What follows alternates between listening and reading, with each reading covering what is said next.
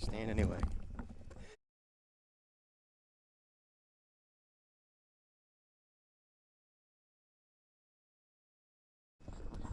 Hello and welcome to the bountiful Sportika Sports and Event Complex here in Manapulin, New Jersey for the Sportika Gallagher Pitching Showcase brought to you by BFA Sports. And for BFA Sports, I'm Al Fisher along with my brother from another, Doug Stasic, and legendary coach Tom Rader, and the man himself, Mr. Dave Gallagher. Welcome. Good morning.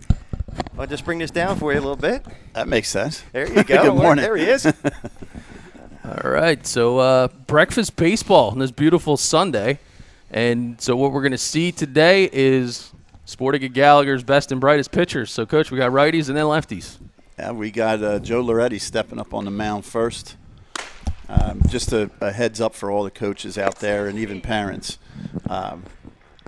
These guys, and you got to remember, we're from New Jersey. We're in the Northeast, so all of these pitchers that are going to be thrown today are still in the ramp-up stage. They've been off the mound 2, some of them 3.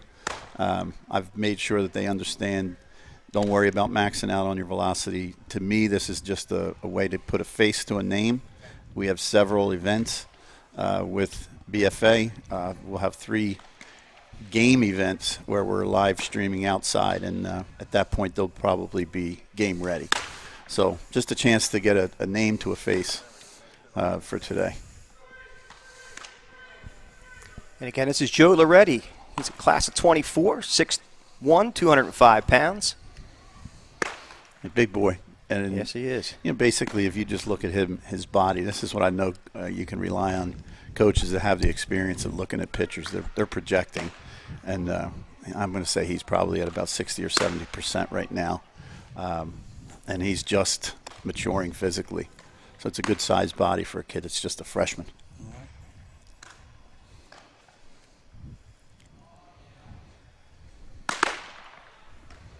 And so everybody knows, these kids have been told, you know, they have the practice mound, we'll call it, before they go up to the live mound.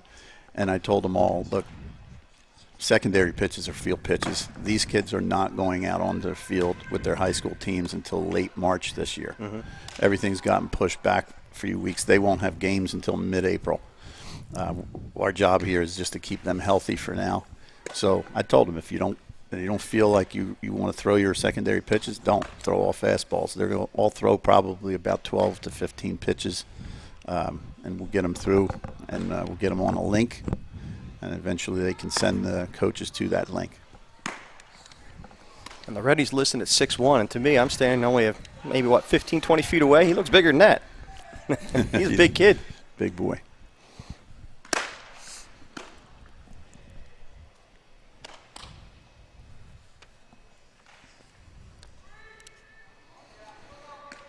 Really appreciate what you guys do. I do think this is the wave of the future.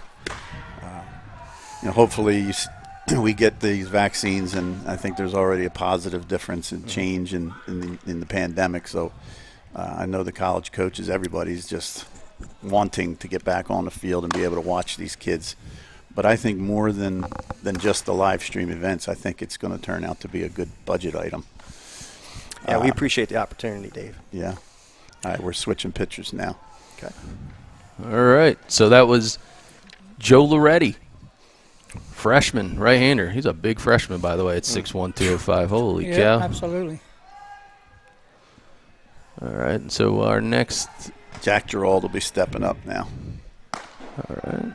Here he comes.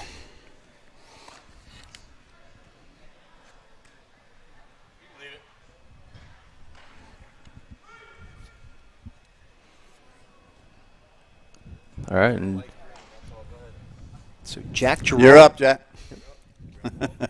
It's like I feel like the version of the NFL Combine that's not happening this year. It's like everyone's like, man, this is kind of eerie, and that's, you got to give credit to the pitchers too. Right. So these guys, Coach, for everybody that's watching, so you do have a warm-up mound that's off camera, nobody can see right now, and so Jack going to take a couple extra throws here just to kind of get his arm loose, but then once Coach throws on the Rapsodo, you know that he's ready to go. So this sophomore, 5'11", 157, Al, another guy that's absolutely outperformed you in the classroom with a 3.9 GPA. Only by a tenth. By 3. You were 0.9. No, 10. You were 0.9. You guys haven't missed a beat since I've been on sabbatical. Yeah, no, Coach. That's an SAT word. Remember that? Yeah, well, those are the words that Al usually uses to sound brighter than a 0.9 GPA he did have. Call this place a bountiful and boundless complex at 170,000 square feet. Pretty impressive. Yeah. So we did actually get a couple-minute late start. So this is a new setup for us, for BFA. But we were very intent on trying to show coaches 2 angles that they love to see from a pitching standpoint, get the Rapsodo data on screen. And for these pitchers here, as you can see, Jack getting angry with that throw right there. So he's ready to go. He's got a pretty, we'll step aside. Good competitive look on his face. And as you can imagine, guys, most of these kids, until we get a little bit to the juniors, the high school juniors, most of them are two-way players, as they should be in my mind. I mean, part of this has to be fun. So unless it's obvious, at least in this organization, unless it is obvious that a pitcher is just a pitcher, I want them to enjoy the game. So I think if you enjoy the game, you have passion for it, you probably have a tendency to work harder at what you do. And he's an infielder that also pitches. Well, if anybody can speak to that, Dave, you can, because you didn't just have a cup of coffee in the bigs. Well, so you could speak to the, obviously being a two-way player. And well, it took a while to get there. Yeah. But I was actually a shortstop until my junior year in high school, and then I was told by the coaching staff that there was a senior and myself. One of us was going to play center, and one was going to play short, and they chose the senior to play short.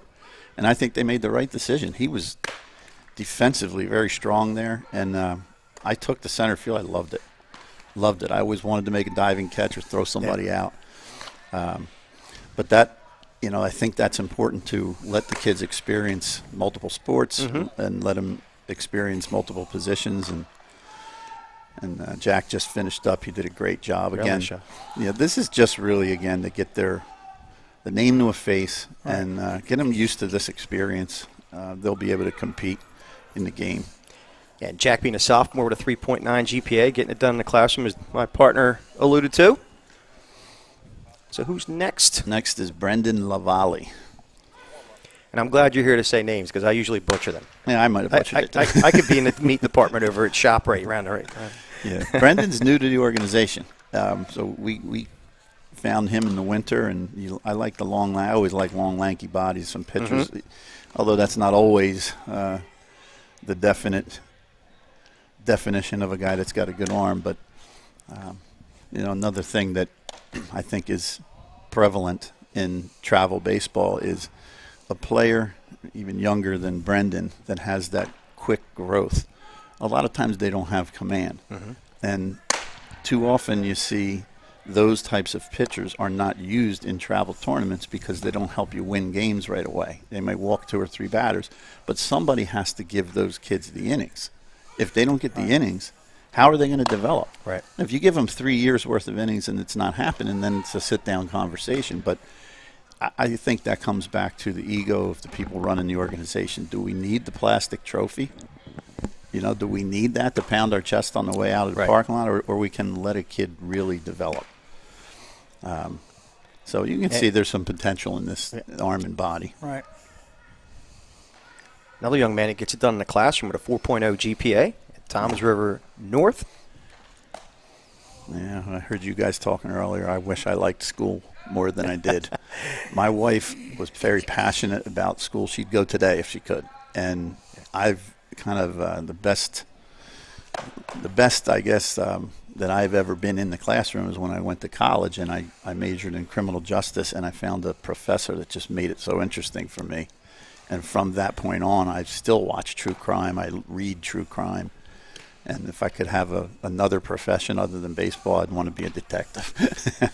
But it's funny how I look back now and, man, you should have put more effort in the classroom. I give these kids a lot of credit. I think they have the understanding that a lot of doors open and close based on what you do in the classroom or what you don't do.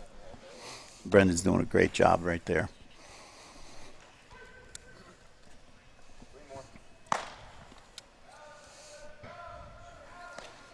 I was thinking, guys, on my drive here about how will these kids respond. We were joking, it's not ESPN, but it is live stream. You have a camera in your face, and they know there's the ability for hundreds of coaches and parents to look at this. And it reminded me of my first day at Yankee Stadium. I could not come out of the bathroom. I was so nervous. I walked out of the dugout. It was their home opener. I don't know, 50,000 people there. And I just couldn't even breathe. I was trying to be relaxed in front of my teammates, but I kept going into the stall, and just my stomach was killing me. I think you learn a lot. The coaches get to see these kids' faces, and they'll see if the body language shows nervousness, or some kids are going to get up on this mound today, and you're going to see that they enjoy the fact that they're performing in front of other people. And I think that helps you assess what they might look like in the conference game on a weekend one day. Right. Yeah, the lights come on. That's not easy. So we got a new pitcher on the hill, Coach. Yes, we got Kevin O'Shea. Freehold Township High School. Another kind of long, lanky body that still has to fill out. And, again, I want to reiterate, coaches, I think you'll appreciate what I'm about to tell you. The kids from the Northeast, I'm going to keep reminding anyone that's checking in to watch, they are not near their peak velocity. And I'm not a pitching guy. I never claimed to be. I rely on guys like Greg Short, who's standing next to us. He's been doing a great job with our guys with BioPitch. Pitchers know, the guys that have done it their whole life know how to bring these guys along and keep them healthy. At any time you can throw a pitch and have an injury, but we're doing the best that we can to make sure that the kids are properly trained and build up to a certain point. My biggest fear today, to be honest, I asked myself, am I doing the right thing by doing this early? Because a competitor is going to get up on the mound and try to make an impression, and I'm hoping that they understand what I told them is just do what you're ready to do. Well, I'm sure they were listening. Yeah. Go ahead. Sorry, Doug. Yeah, so I really think that that's the case. We talked about this before, where it's a bit of the preview to the movie, right? And that's the part that I think is you just can't, you really can't underestimate. So the mechanics are what the coaches are looking for. Tempo is what they're looking for. It's not about what the residual velocity is. And for some of these guys, we've already seen some pretty nice breaking stuff. Yeah. Well, what you just said, I can't wait until we do the games. We have 3 games scheduled with you guys. Our outdoor home is Jackson Holbrook Little League, and we just resodded the infield there. And I'm really looking forward to that because they'll be ready to compete, and they will compete. And that's what I think the coaches today, maybe they highlight a name and say, well, let me see what this kid can do a month and a half from now when his arm strength is built up and he is who he is. And others, the reality of it is depending on the school that's watching and the level of play that they have in their conference, they may cross out people. And that's okay. That's the reality. I mean, we have elite teams and we have select teams. And I think it's one of the best parts about the game of baseball is we've had kids that played select teams for us at 14, 15 years old that end up on our national team and play Division I baseball.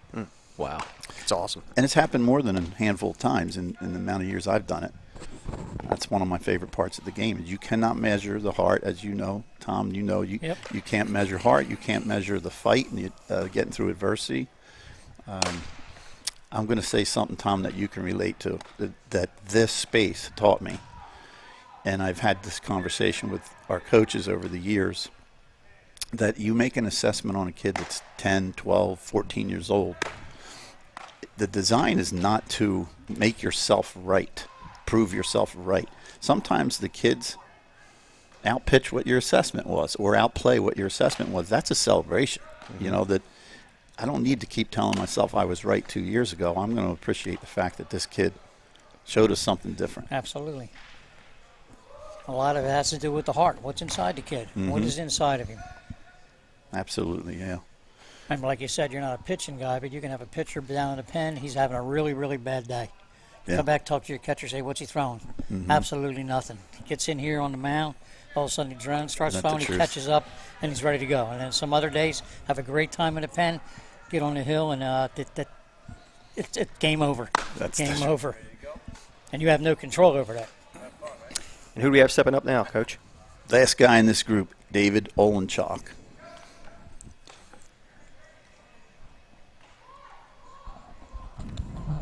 Greg, could you do me a favor to Brodie Patterson on the soft mound?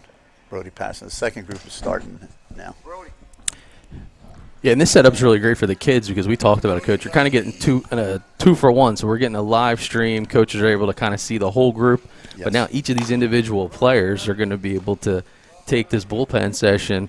You have all the metrics as far as what the coaches are looking for, want to see on the screen, GPA, school height, and weight, and they're going to be able to cut this with the Rapsodo technology built in and send it to whatever college coaches you need to. This is, I told you guys, I'm not just building you up because I'm here.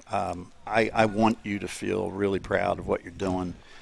Yes, it's a business, and I know you're going to flourish, but we talked when I first sat down with you guys. This is more than just a business on both of our ends. Oh, right? Yeah, this is a passion. It is, and you are going to have a positive effect on a lot of these kids.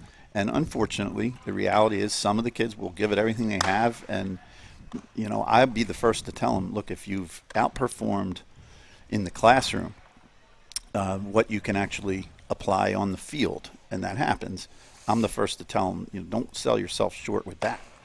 You know, go to school, obviously, where your grades have earned you, but you're giving them every opportunity, and this is why I'm glad we've hooked up, is giving them the best shot. And then especially now, the fact that Division I coaches can't even get out to see these guys, at least through April, if not beyond, we'll see. You guys, you give them an opportunity. Hey, we feel much the same, so we appreciate the kind words. So Olinchock. Yeah, so Olinchock, tell us a little bit about him, Coach. I mean, he looks like a pretty beefy kid, got a good athletic frame, and based on the floods that he's got rocking with the baseball pants, he's kind of shot up, I guess, recently. I think he has. Well, he's a kid. Back in the day, if you had a team brawl, I don't think they do that anymore. But you wouldn't mind having him as a teammate. He's put together, and he's a multi-sport player. And you know, again, I'm speaking real here. That sometimes, you know, we can't shove passion down a kid's throat. We shouldn't be shoving down whether he should like baseball or basketball or football. To me, I want to see a kid be a kid and follow whatever his passion is. I think as a parent of 5, that's what I wanted for all of my kids, is just follow your passion. So he's another kid that we're giving an opportunity, and really good kid, good family. I can't think of a kid in our program that doesn't come from a good family. So he's got work to do. He knows it, and we're going to give him the opportunity. So basically, I'm reading into what you're saying is the fact that you're looking for athletes. Yeah. You're looking for athletes. If they play 2 or 3 sports, must have some athletic ability, and you can kind of help him out from a pitching or catching or whatever position standpoint he wants to play. Sometimes helping them, Tom, is helping them decide that, it's going to sound crazy coming out of my mouth doing this, but helping them decide that maybe baseball isn't what they're going to do. It's not for them. That's okay. You know, that's okay. I mean, not everybody's going to have the same passion that I had, and a lot of times you can see that in a kid because they have access to this facility. It's like one of the most wonderful things about excuse me, this organization is they have access to the building anytime they want it. They just have to call ahead and find out that there's space available, and there's always times that it is. And you see, we got 230 families, and you'll see the same group of kids coming in almost every day. And I don't send out an email to say, why aren't more kids coming? They'll figure that out, right? Some kids are going to show up and they love it, and others will come just for the practices and the games. And, you know, that can change over time. Oh, Olinchock, he looks like a gamer, that's for sure. Does, nice pen there by him. Good job mixing up those pitches. All right, we caught up, I think, time-wise, guys. That was pretty darn good. Yeah. We're about to start the second group now. All right. With Brodie Patterson. I think what's a testament to you guys here, though, too, is you're giving them an opportunity to play 2 or 3 different positions. Yes. Some people pigeonhole them right away, and that's not going to help. That's not going to help them in their future at all. Yeah. And also running a travel team program.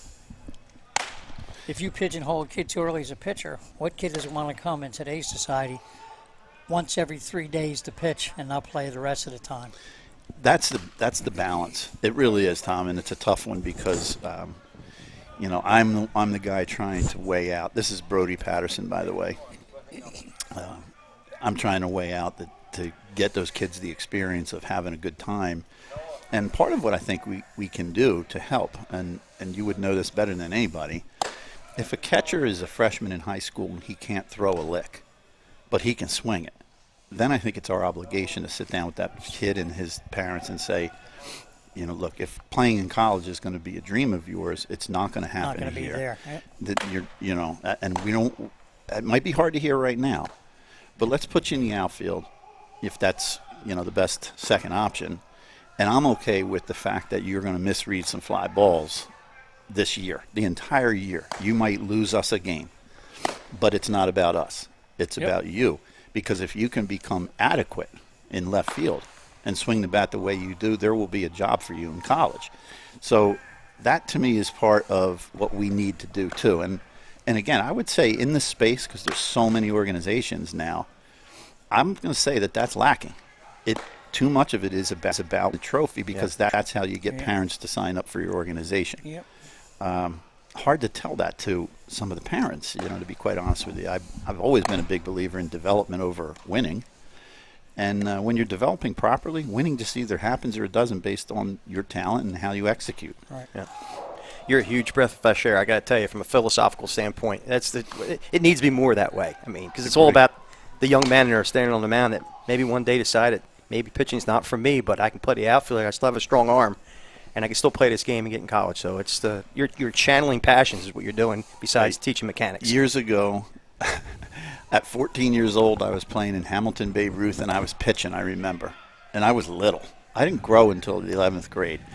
Didn't hit a home run until I was 16. But I was on the mound, loving that competition. Mm-hmm. And then at 18, I didn't pitch anymore. Mm-hmm. I didn't go to the coach and say, you know what, I don't really like this pitching stuff. They didn't use me to pitch because I probably wasn't getting anybody out. It evolved to, okay, well, But it wasn't my parents having a meeting with the board or the coaches and complaining. It was just, it is what it is. They made a decision, and I'm sure it was the right decision. So Brodie Patterson on the mound, 6 foot, 175 pounds out of Robbinsville. Mm-hmm. Anything else you can tell us about him, Coach? Well, again, you got to like that body, the long and lankiness, right? Very good student. And if the graphics, I don't know if you guys can see because my glasses, I'm peeking out over the top of them, but Robbinsville does not give a GPA until their senior year. But I know that he's a really good student, and I know that's important for schools to hear when they're assessing these kids. But he's another two-way player, and the long, lanky body. I mean, you guys out there know that there'll be a lot of miles an hour. I mean, number one, when he gets to full strength in a month, but also that body filling out and maturing. Next up is Noah Oliva. I think something like. Another Robbinsville student, 5'11", 150 pounds. Noah's a pretty good shortstop. At this point, it's hard to say whether a guy's going to be a shortstop who pitches. I've been fooled. I don't know why I see more of a hitter in guys than pitching guys do. I always see the hitting part of it. But I've had guys who I swore was going to be Division I hitter that end up being only a pitcher at the college level. And I don't think it's because I don't know what I'm looking at. I've been a hitter my whole life. Right, that might be, yep.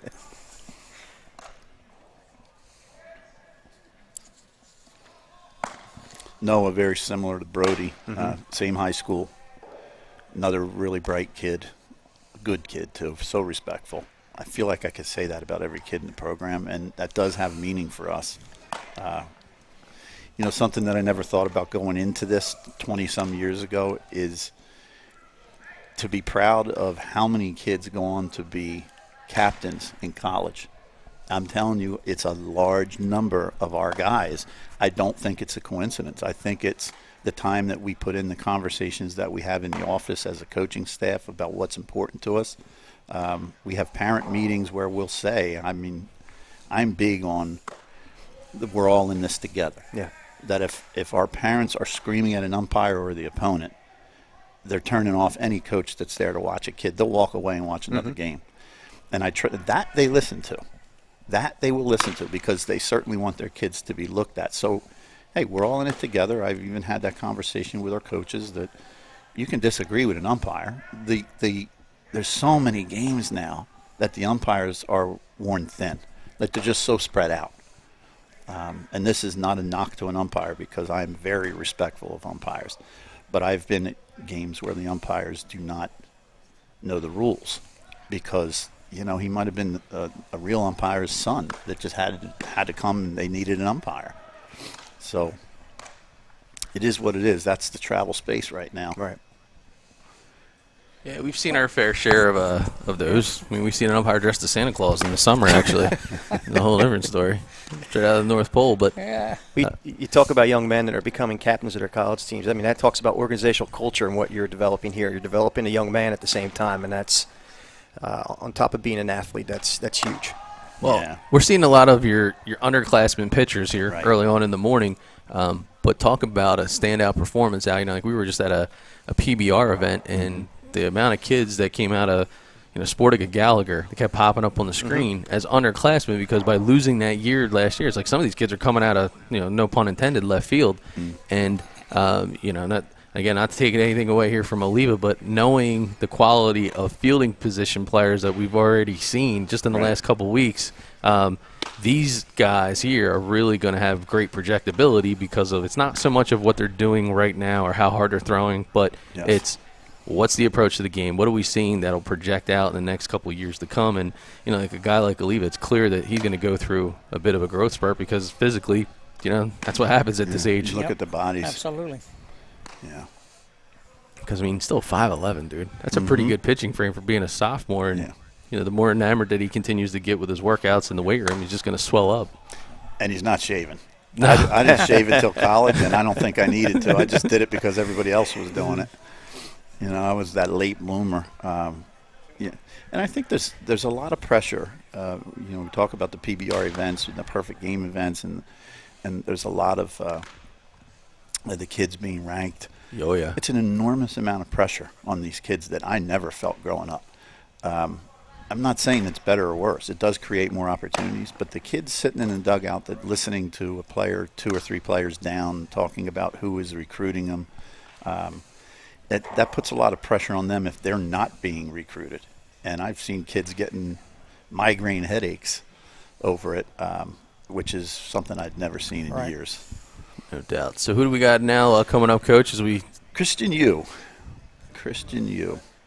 I watched him throw the other day, and I said, okay, Christian, because I remember him. I told him I sub-coached one day when he was 11, and he hit 2 home runs out on a Little League field, and I just remember shaking my head, because he's even sprouted up a little.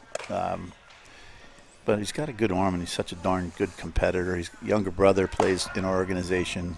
The family has kind of bought in that I think they just trust that we're going to do what's best for these players, number one, and we're always going to be honest with them. Honesty sometimes is a good thing. You're hearing real good feedback, and sometimes it's not easy to hear. Well, to prepare him at the next level, it's important because I can guarantee you the college coach is going to be real straightforward with you. Exactly. Absolutely. And that's the part I think where a lot of times it's not really so much the kids. I think the kids get it more so than sometimes the parents that obviously want their child to do well. Right.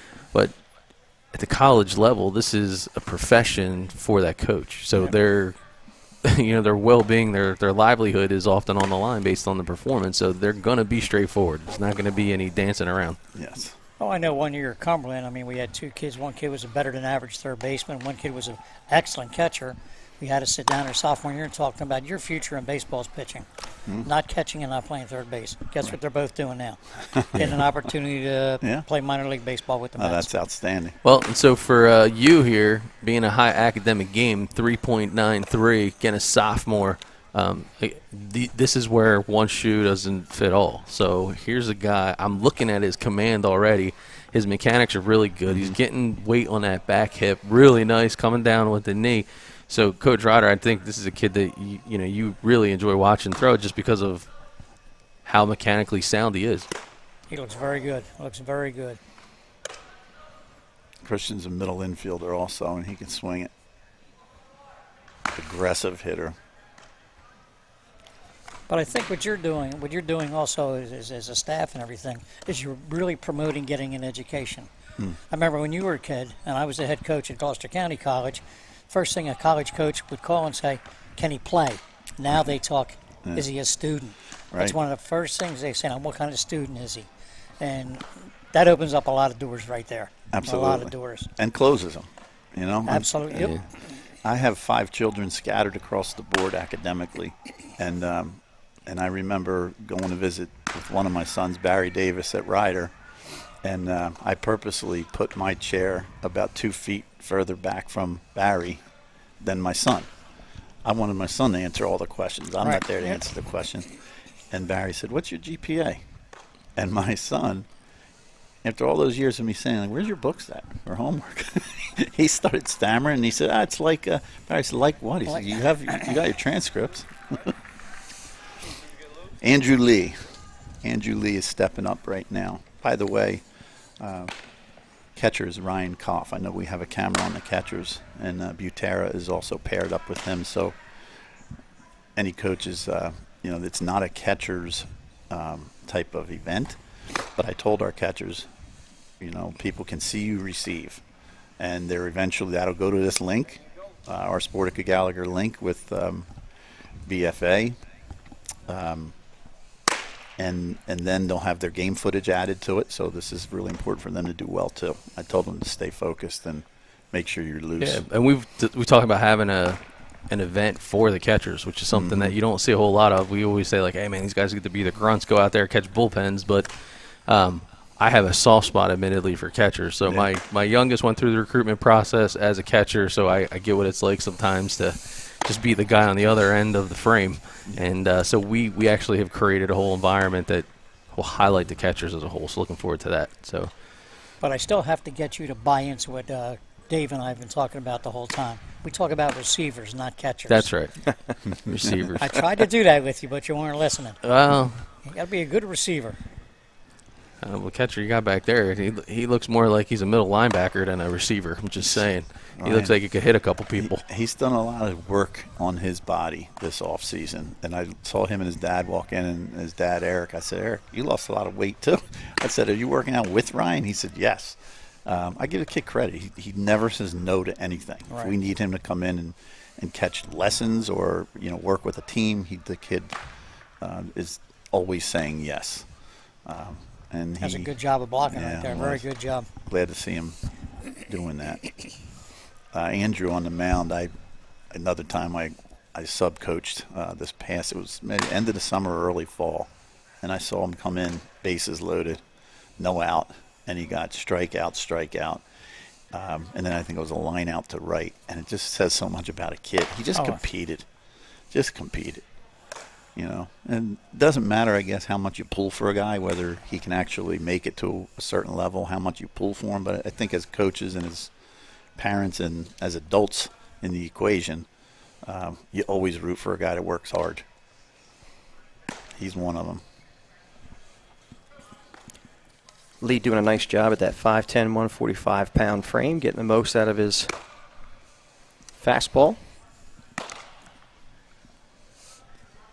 Does it in the classroom with a 96 GPA. Yes.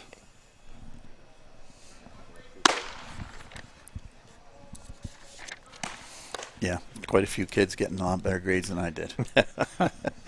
You and me both. But also I could tell you're very sociable, so you probably aced being the social butterfly in school. Well, I did have fun. I will say that. Who's this young man on the mound now? Hunter Del Garcia. Hunter's been with us since as long as I can remember, maybe 9 or 10. Wow. Another sweetheart of a kid.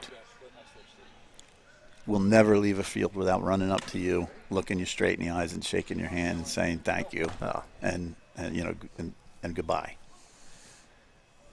That is a culture. One of you guys was saying. I mean, we are really trying to create that. Oh, absolutely. And even from a baseball standpoint, I haven't seen one kid yet try to overthrow. I really haven't. I really haven't. Yeah, and that's good because you've been around the game forever, as long as I have, and you can see that. And that's what I knew I could count on with coaches that are checking in. Mm-hmm. I think they'll appreciate the fact that we as an organization out of New Jersey, that our kids aren't getting up there and humping up, and we just can't right now. But I also count on the fact that they can see approximately how much is left in an arm, to what percentage they're throwing. Hunter also plays first base, and he's got some pop. Well, that says some good things for you guys, too, because what that means is you talked to these kids before they came out here today, but they trust what you said. Right. That means they trust you. Hey, don't try to overthrow today. You throw 75, throw 75. Don't try to throw 95 because it's not going to come out in a very positive aspect. Right. Yeah, and that's a good sense of trust right there. And as I said, when I got up this morning, I was more concerned about that than anything, that they wouldn't get up on the mound and the competitiveness in them would say, let me just start grunting and throwing it. And so far it's looking pretty good. But if I have to bark at somebody later, I will. I understand that. Yeah.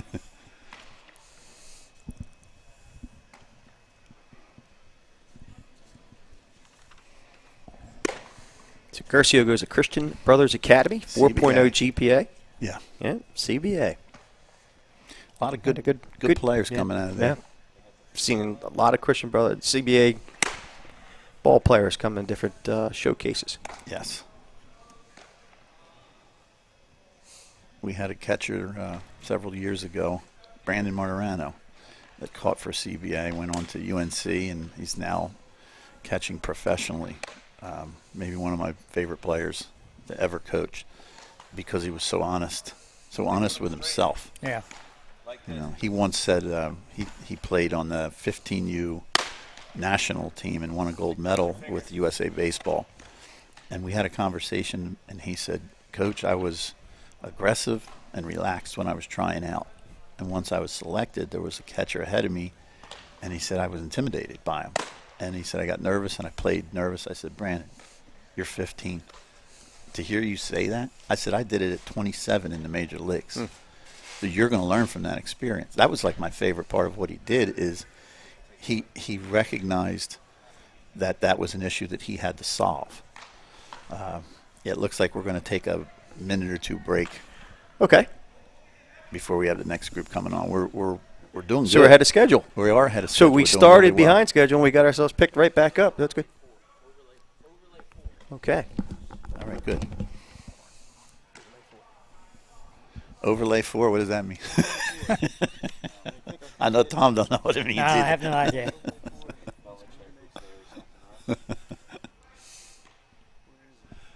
Doing awesome.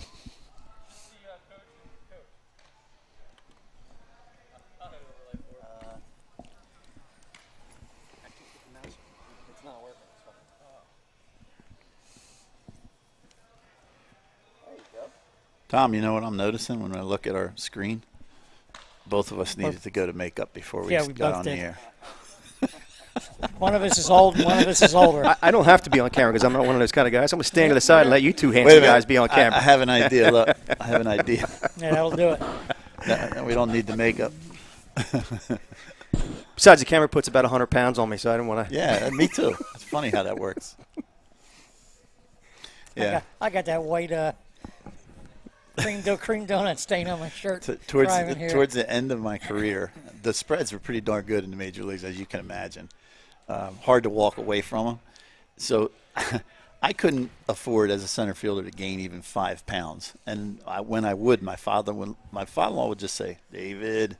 That was it. That's when you knew what he meant. And I went, what? And he goes, David. And that meant I'm losing a step. He saw when I wasn't covering the ground. But, yeah, I still love food. I talk about it all the time. And I took 5 semesters of cooking in high school. Wow. Turned out that I needed it. My wife doesn't cook. Well, based on the shot that we're seeing, I think Al Fisher, he also enjoys a good meal. I was in the same class. That's why he's interested in this conversation. Yeah. I thought, why is no man taking this class? There's all girls in the class, and my teacher is a woman.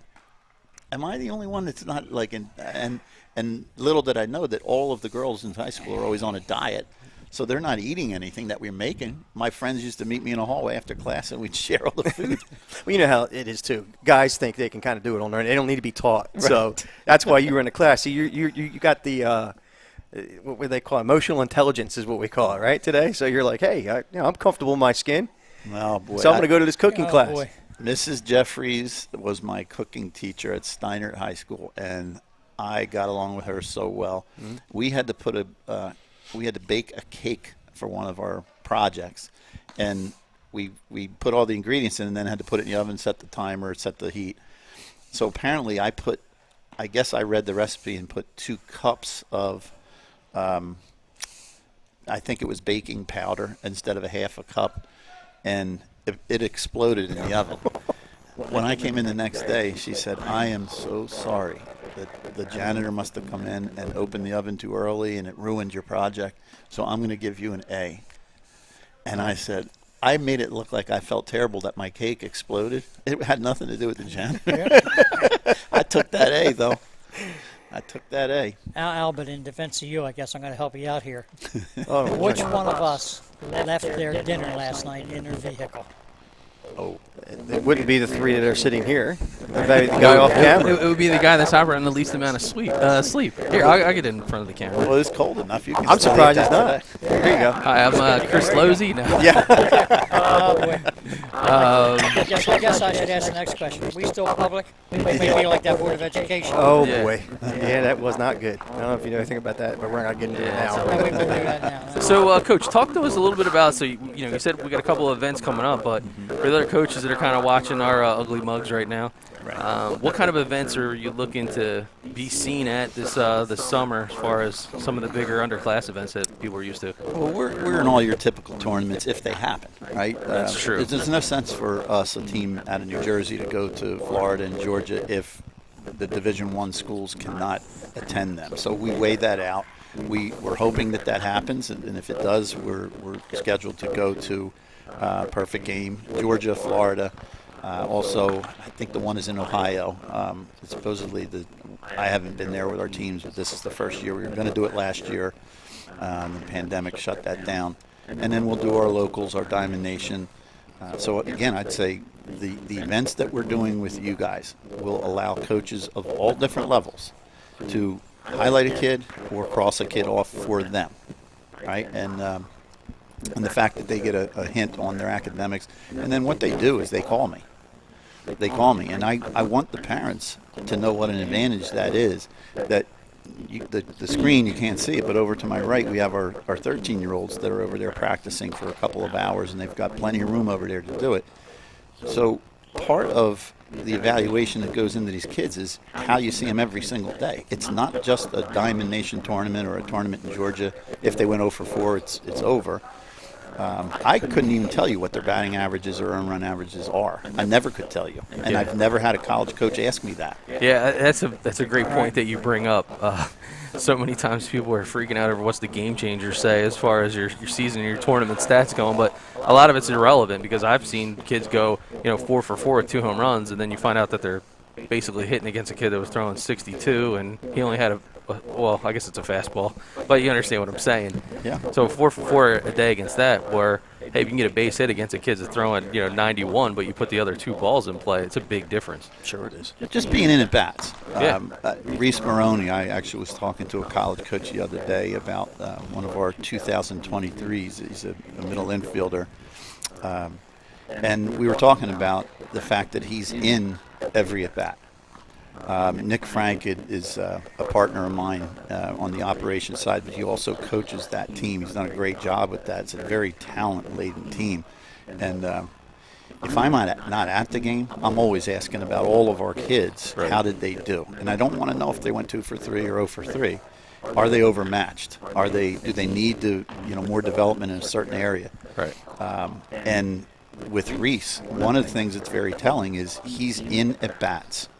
Meaning the at-bats make sense. Right. When he's behind an account, he's able to wait and fight off a fastball and take a good slider off the dish. So college coaches that are listening right now know exactly what I'm talking about. It's a certain way that you talk, And it's taken me 25 years to gain their trust, and that my experience of what I see is pretty much spot on. And that I think is important for the kids in the organization is you show me that in practice. You show me that in the winter workouts. You show me that in games, of course. Not just games. If I'm the parent of a kid, that's what I want. Yeah. I want to know that my kid is being developed, but I also want to know that he can make an impression on you by the way he acts, the type of teammate he is, the way he performs in practice. So I feel really good about what we do. And I know by the conversations I've had with a lot of you coaches out there that I've gained your trust. And listen, I can that speak. takes time. I can speak firsthand to that because we've made our travels over the last year, especially with the recruitment dead periods changing and things getting extended. College coaches can't necessarily be there, and now even with it evolving, that a lot of them are getting budget cutbacks about recruitment budget. What can they spend on travel and where can they go? So they love the fact that the opportunity they can tune in at events like this. But more importantly, for you as an individual, Dave Gallagher, your name pops up left and right anywhere that we travel. And we talk about, they're like, oh, you guys are from Jersey. Do you know Dave Gallagher? And we're like, yeah, actually, we're set up to do more things with these guys. And they just preach about the fundamental kids that you pump out from a program standpoint. And it's not just about the physicality fundamental part, but it's about your look and feel about the game and the mentality pieces that come to it and how to approach the game. And, a kid that can feel a big pressure situation. And, they're just like, hey, these are the kind of kids that we like because we know when they're going to step on the mound for us that they're prepared, and there's not a whole lot that they're not prepared for. And, again, it just speaks a ton about your program and the fact that you had such an illustrious, long-term professional career. And, you had told the story before, and I saw you put out a tweet, I guess it was even last week, that you walked into a GM's office one time and you were kind of shocked that they had signed you. So maybe that's something that you could maybe share too, because I thought it was a pretty cool story. I don't think there's many players that actually, take care of that themselves. I always did. Mm-hmm. So I always wanted to talk to the general manager personally, not have my agent. My agent to me was he would finalize deals when it came to the fair amount of money. I wasn't concerned with that. I wanted to know level of interest and where they stood, how they valued me as a player, how they intended to use me. So I remember in New York, driving to New York one day to meet with Al Harrison, who at that point was the general manager of the Mets. And I did my due diligence. I read a lot of books on negotiating, and I do remember whatever it is that you want, get that person to say no to a couple things first. So I went in and I asked for a multi-year deal, and they said no. I asked for an abundance of money that I knew I wasn't going to get, and they said no. And I said, well, are you interested? Yes, they said. And on the way out, I purposely waited until I was almost out in the hallway, and then I stuck my head back in and I said, Al, whatever figure it is that you and my agent arrive at, you do mean that's guaranteed, right? And he goes, oh, yeah. I could not get out of there quick enough. I got out, and because I had never had a guaranteed deal. Right. Never. And you have no idea what that means. Sure. So hold on a second. You used that technique on us when we first met? Yes. I picked up on you guys it. All right. So we're almost there, I guess. We had. So we're heading to Group 2, right? And so again, actually, Group 3. Group 3, yeah. That's how good we're doing. Wow. Yeah. So the regiment and the routine is what's really important, and it's not something that you ever want to rush. So I love the fact that I got plenty of a window here, seeing the guys getting loose on the other side of the screen, and now we're starting to see one guy getting, I guess you call it the soft mound. Right.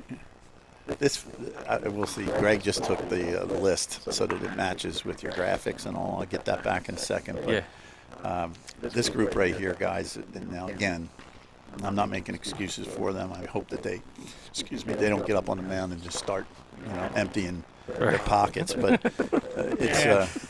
it's a very talented group and also still very projectable. I think it looks like Danny will probably get up on that practice mound, and then we'll get started when he's ready. But very good team, been together for a while, and there's a new body in there too, Aiden Cody, that got a pretty live arm. So. I noticed about the pitchers, but that catcher's a pretty big kid. Yeah, Kyle McSorley. Yeah, Kyle McSorley, another kid, stood out. We ran into him last week at the underclassmen games. And you mentioned Reese Moroney, but this dude, matter of fact, I think my commentary when he was hitting the baseball was, hopefully they didn't require a security deposit, because I was pretty sure he put a hole or two in the side of that dome out there at Iron Peak. But again, Ray's right. He'll come up to you and look you in the eyes and shake your hand. I give Nick Frank a lot of credit. That's how, the culture that he has established with this group of young men. You always got to worry about kids. If the parents aren't satisfied where they hit in the order, or if they're not playing the position that they think the kid should play, that they just bounce and go to a different organization. These kids, I've told Nick several times, I don't want them to see what's out there in the outside world, because they're old school. Yeah. They're old school. They do things right. They play the game hard. They compete the way they're supposed to compete. They pull for their teammates legitimately. They're not excuse makers, and they know they got to earn what they get. So he's done a great job of establishing that. We try to do that through the whole organization. It's not getting easier. No. Yeah, no, that's never easy. And what they should do, too, is take your last story to heart. With you as a young man went in the general manager and talked to him and everything. Somehow we should get that through to the parents and the kids. Say, hey, look, you might be a high school sophomore. I'm going to go in and talk to my head coach. I'm not going to have mommy and dad call the Board of Education and get things straightened out. They should learn that at a young age. Yeah. Because as soon as they get to college, the college coach is not going to talk to mommy and daddy. I mean, the college coach is going to talk to the player. And they have to understand that right away. I always tell the kids, that's another nice part of the game, being from this end of it. And you know this, Tom, that the advice that you give kids comes from experience. And sometimes that's like a consultant in any industry. Sometimes the best experience you can give to them is things that you didn't do correctly. And so I've made every mistake there is to make in this game, and I've seen how others reacted to it. So one of the things I always tell them is, as a player, you don't have to worry about what a coach says to you when you're talking to him in the office. You got to worry about what he says about you when you leave the office. He may say to you just whatever he needs to say to get you out of the room, and then he's talking with his staff, and, how about that kid? Him coming in here and saying this. There is a right and a wrong way to do it. Yep. You certainly don't do it after your team has lost 3 games in a row. You go in and complain that you should be hitting lower in the order. Yep. But I so respect. There was a kid that I had, I actually named him captain the next year, but when I was coaching at Mercer, a kid came in and said, it was after practice, and he said, Coach, I just want to know, what do I need to do to get in the starting lineup? And he didn't put down the other player, and I told him the truth. I said, right now, I have Keith ahead of you defensively. Not that all coaches are the same, but I want to start with the best defense. That's how I always felt, that I'll figure out a way to score some runs. Right. And if we're behind in the 4th or 5th inning, then I might put you in because you're a better offensive player. His response was like one of my favorite. He said, do you mind if I start taking ground balls at third, because our third baseman was struggling? I thought that was, so he didn't blame anyone else. Right. And he came in like a young man and did it directly, as opposed to complaining in the dugout about me to teammates, which can ruin a team. And the following year, I named him captain with his brother. Both kids from Trenton, Phil and Will Holly. I loved them. Competitors, physically strong, leaders. I don't know what they're doing today, but my guess is that they're still leaders. Well, it's pretty unique that young man. I was going to say that young man picked up on a weakness on somebody else and said, hey, you know what? I want to stand out here because I know I have an opportunity. It's pretty. He wanted to play. Yeah. What's wrong with that, right? It's a different way of telling you he wants to play. Instead of saying I want to play, coach, and kind of sounding weak. It's like, hey, try me out over here. Well, that's funny. We talked about that because, I've told you the story before. Yeah. Coached high school down in South Jersey. Had this really good third baseman. And being old school, forgot your belt, forgot your hat, forgot your shirt, you don't play. Get to Landing City High School, the kid goes, Coach, you got to talk to you. I said, yeah, what's up, Tito? He goes, Coach, I forgot my jersey. Ooh. He says, he says, I know I'm not going to play today. Well, don't you know I put another kid in there? The kid go 3 for 3, make 4 good plays. Put him in next game, did the same thing. Kid says, Coach, I'm going to go buy a first baseman's mitt, okay? I said, we don't have to buy one. I'll let you use one. What do you want that for? I want to play. All right, we got Aiden Cody stepping up. It's just a young man with 2 first names, right? We Aiden talked Cody. about that. Yes, we We did. talked about that on the way up. We want to make sure our graphics were on point, so. Good arm here. And again, I'm not sure how far along he'll be. Yeah, he's been throwing maybe 2-3 times off the mound, but I think coach's viewing will see a pretty live arm. Athletically built young man. Again, only a sophomore. But the lower half, I mean.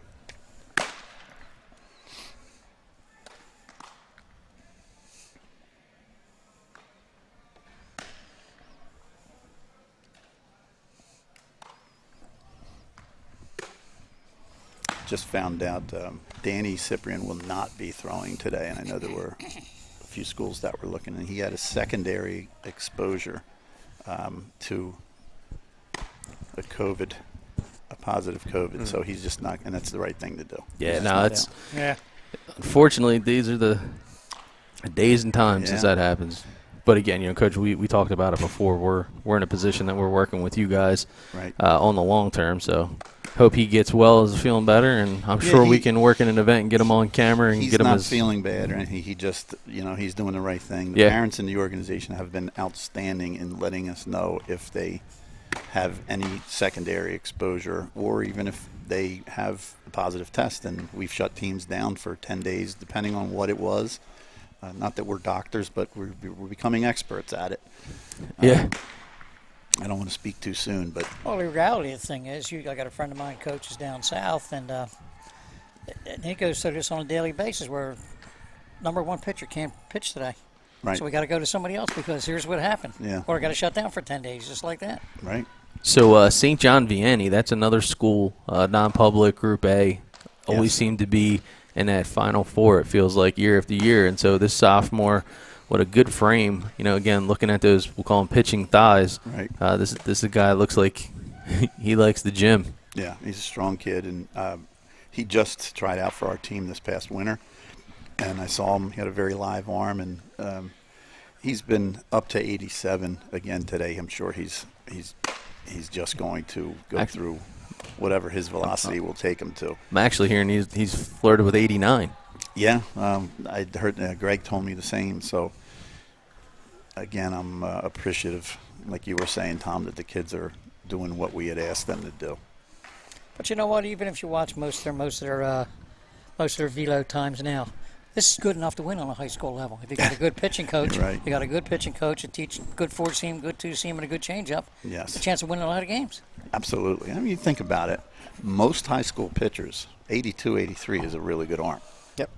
And that's why it's kind of hard to figure out whether you can hit at the college level when you're only facing one arm every 3 weeks that's above 85. Right. Yeah, so for Aiden Cody on the Rapsodo here at Sportika Gallagher, they have a data file of him on video as well, throwing 89.5. Wow. Yeah. So, and that's pretty cool, too, because there's slow motion capture that's involved in that as well. So, Good. And so who do we have now, Coach? Alex D'Ambrosio. Alex takes me back because I remember when he was 12, I went out to see our two 12-year-old teams. Both of them were our teams playing against each other. I think it was a pretty good rivalry, to be honest with you. Yeah. Because that day I think there were parents who thought their kids should be on the elite team and others that thought not. But the bottom line is I remember seeing him that day, and I saw an athletic kid, but I thought he was very mechanical. And now this kid has, not just pitching, but fielding. He's become an excellent, like a plus defender at third. He can swing a bat. I credit him and his work ethic and the practice that team and the training that they do under Nick Frank. I've said that to Nick so many times. I said, now every time I look at Alex, he looks more and more smooth, athletically, as opposed to like robotic. Right. Another kid that has nothing but respectful things to say to adults, and it just goes a long way with me. That's very good. No doubt about it. Well, I'm from that same school of thought, so, So, Coach, maybe because we have it seems like our schedule's going pretty well, perhaps we can get one or two of the guys in each of these groups to, stay behind for a few minutes in between groups, maybe talk to them, get a chance to know them a little bit. Sure. Put them on the proverbial hot seat. Yeah, I'd like to get Nick over here too. Yeah.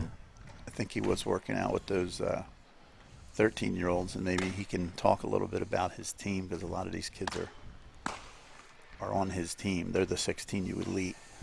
Yeah, that sounds good. Again, so the Ambrosio here. Alex is a competitor too. I mean, I think you can see It's a nice breaking ball. the look on his face too. Like, that's exactly what you see in a game. He does not mind being out there in a big spot. He wants the ball.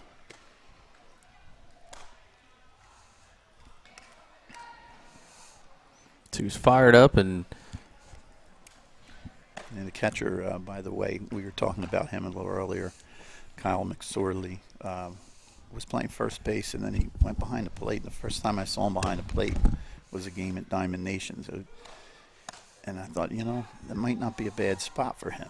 And then towards the end of the summer last year and into the fall, he started swinging the bat with a little more authority. He would be late and drag the barrel. All of a sudden, he started learning how to pull the ball properly. And, sometimes, again, that's what I think part of our responsibility is to say, if it looks like a kid's going to be a catcher or corner infielder, maybe even a corner outfielder, he's going to have to drive the ball and drive in runs.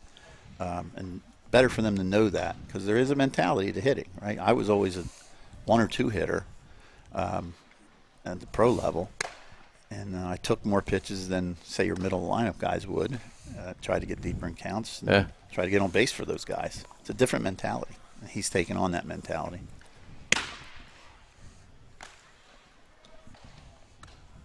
D'Ambrosio showing a nice differential with an 83, 84 mile an hour fastball and 68, 69 on his breaking ball. All right. Then nice session. Johnny Grano is stepping up now, and the catcher is Jason Sparks. Jason is a 22, 2022, and Johnny is a pitcher, is a 23.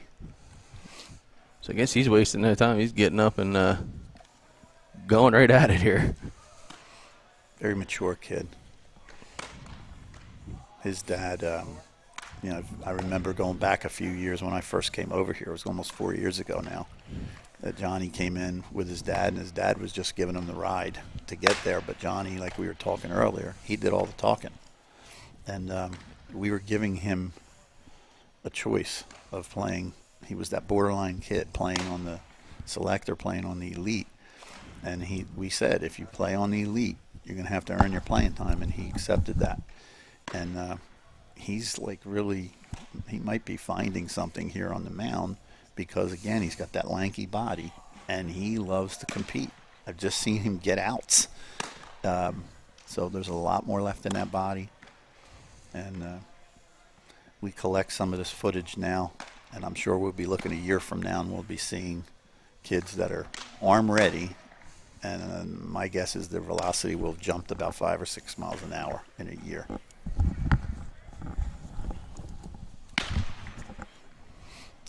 Jason behind the plate might be one of the, well, he had a pitch to deal with there. he might be one of the hardest working guys. Not might, he is one of the hardest working kids in our organization. He's really done a good job back there.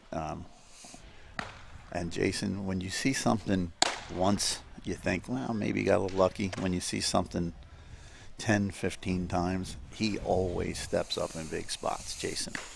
Hitting in big spots. I've seen him back pick guys. I saw him back pick a guy at second base with the bases loaded. When he threw it, I went, what? Like, no. And then, oh, okay, nice play. Good job. Yep. I'm sorry, you said his name is? Johnny Grano on the mound. Grano, okay. Yeah, 4.5 GPA. Holy cow. This kid's out of this world. Yeah, very bright. You got to give the kids credit. That doesn't come, from not working hard. Nah, but you know what? At 5'10", he's got that wiry, whippy kind of frame. Right. He's got good extension. Spinning the ball over 2,000, relatively consistent here. Which is sharp. He's one of many kids, too, that have their growth spurt just happened. Mm-hmm. So they're trying to figure it out. They're trying to, get their athleticism to match the new body that they have. He tried to overthrow that one. Yeah. He's getting real long, though. That's another thing I like to see. And a kid with his kind of frame, like you can see where got the turf mound. He's almost halfway off the mound at his post-release. And there you go, 21.82 on the spin. Right. Out of all the guys that we've seen so far this morning, he's really doing a nice job of keeping that ball moving and looking vertical break of well over a foot. So that ball is moving at the hitter.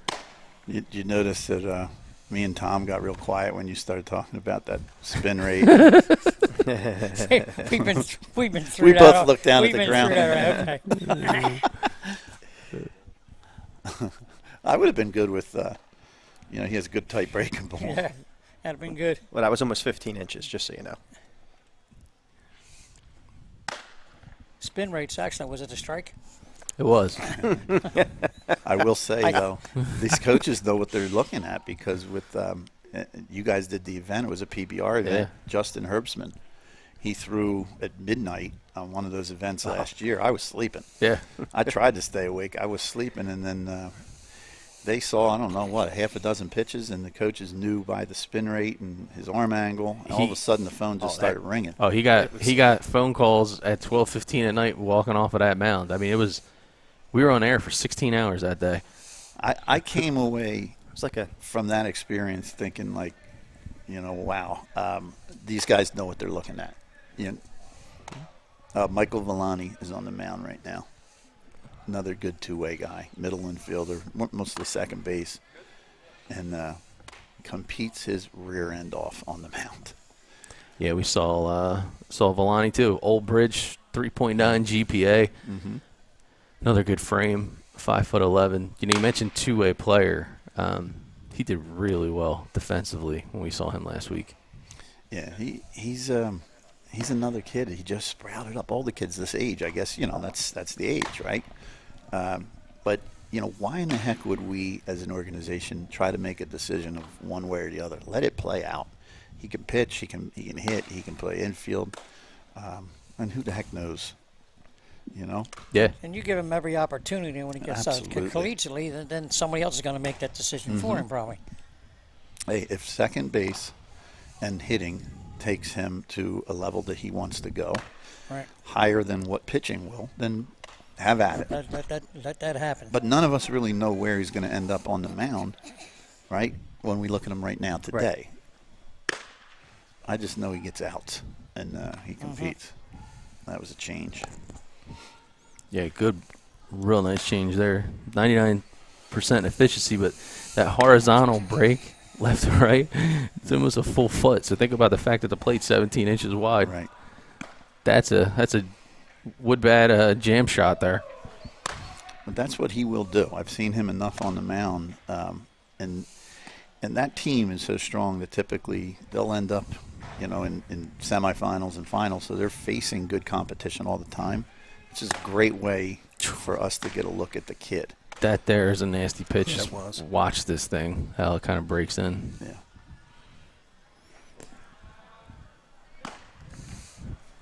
Coach Ryder, I like to call that the emergency break, right? Because it comes into the zone and it's almost just like all of a sudden you grab it and it just drops out of the bottom.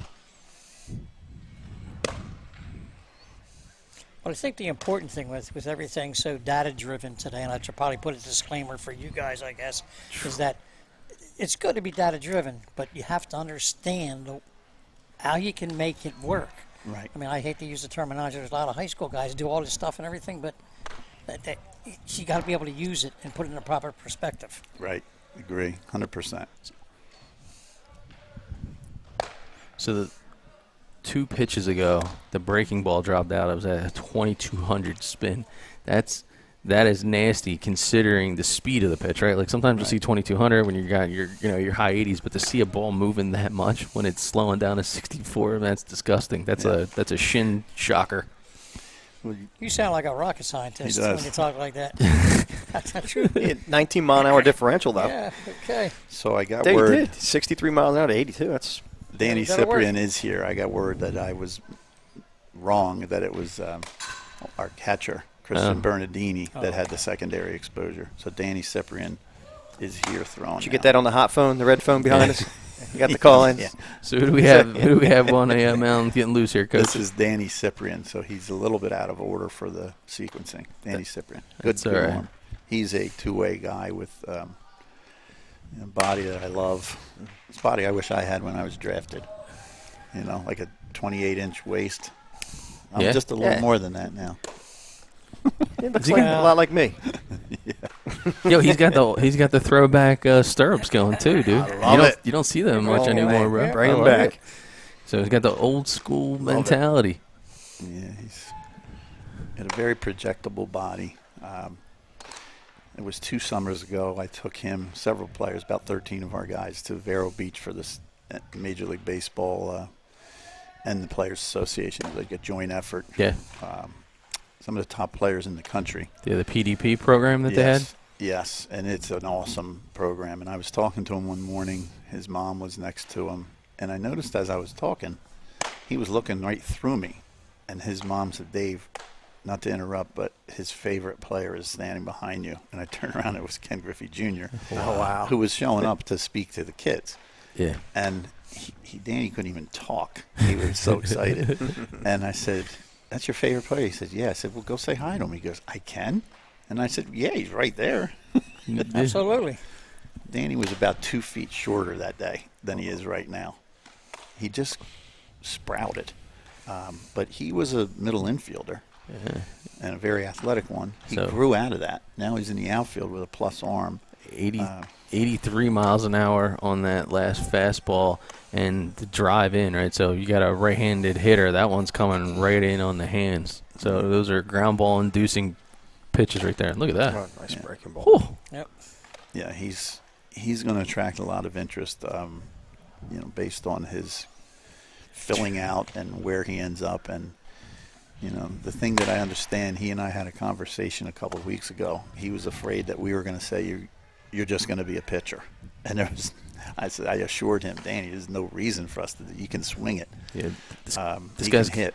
This guy's got a 20-mile-an-hour difference between his fastball and the breaking ball that he had thrown in back-to-back pitches. So talk about immobilizing a would-be hitter. Holy cow. Yeah, he's another one with a really good future. All right, that ended that group. We got. Yeah. Let me give Greg the order for the next group here. And I got to tell you, so that inside pitch, that slider that he was throwing, it was almost a 16-inch break that went inside. So it went from the outside edge to the plate to the inside edge in the last pretty much 12 feet. It was into the zone. So that's certainly something that's a challenge for the hitters. And he's got he's got a good way about him. I saw him. Hope the coaches don't take this wrong, but I saw him in a game give up an absolute bomb, and he smiled. But the smile wasn't disrespectful. It wasn't that he didn't care. If you knew the kid, that's not him. It was like, all right, I just threw my best pitch and you beat me. And the kid that beat him was a good player. So you get to know these kids from being around them. And, that goes a long way for me. That goes to the passion that you have to play. Sure. And that always translates into your work, the amount of time you practice and it's almost like that respectable tip of the cap was that smile. You know what I mean? He's like, hey, you got me.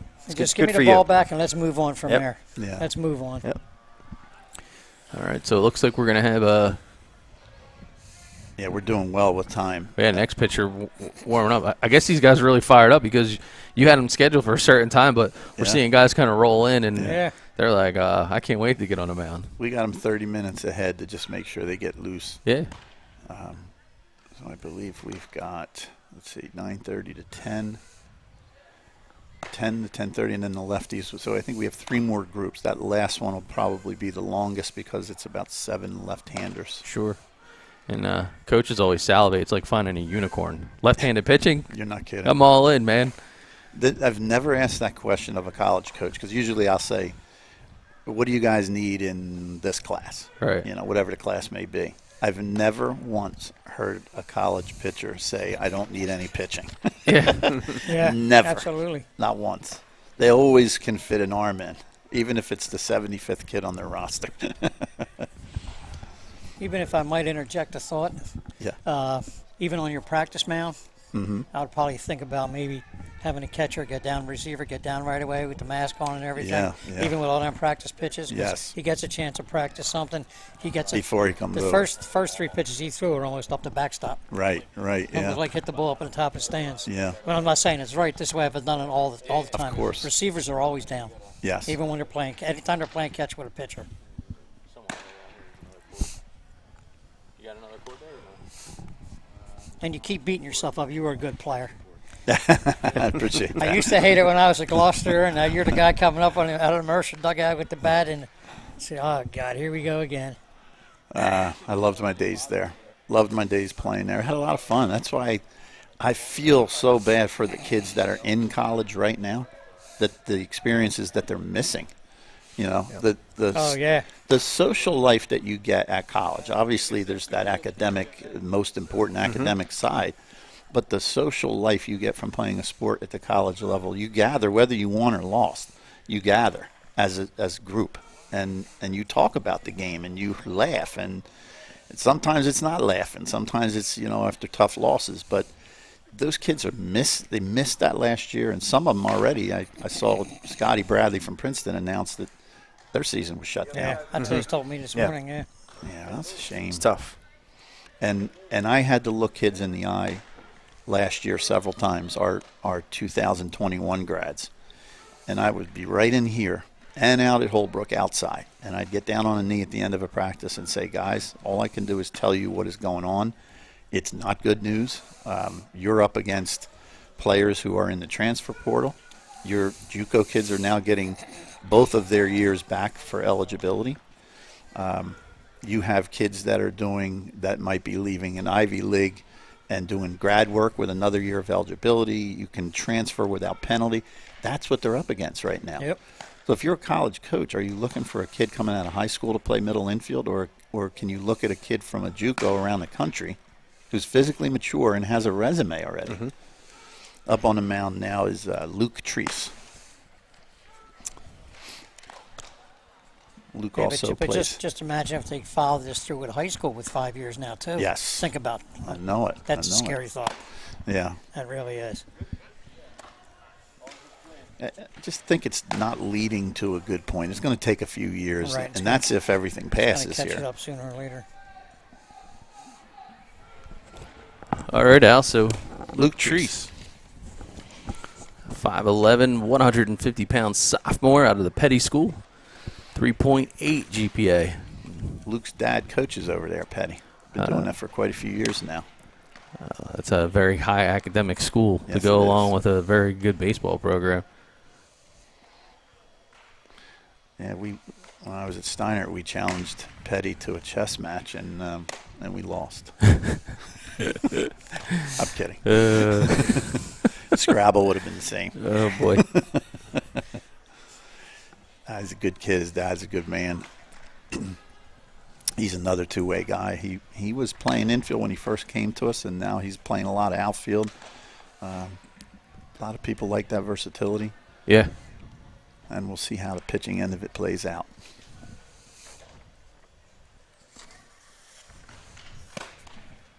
He competes at everything he does.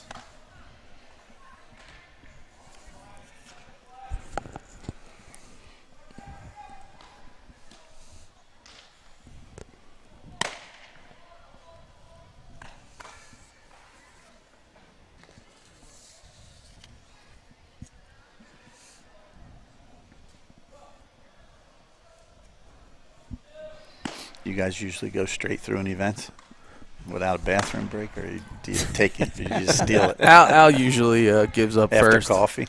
Yeah. Poor Al. Yeah. You're okay, Al. We That's all right. I got parts falling off. I got You're- arms you're and things okay, of that buddy. nature. we that's why we bring Coach. So we have we can break and then Coach takes over.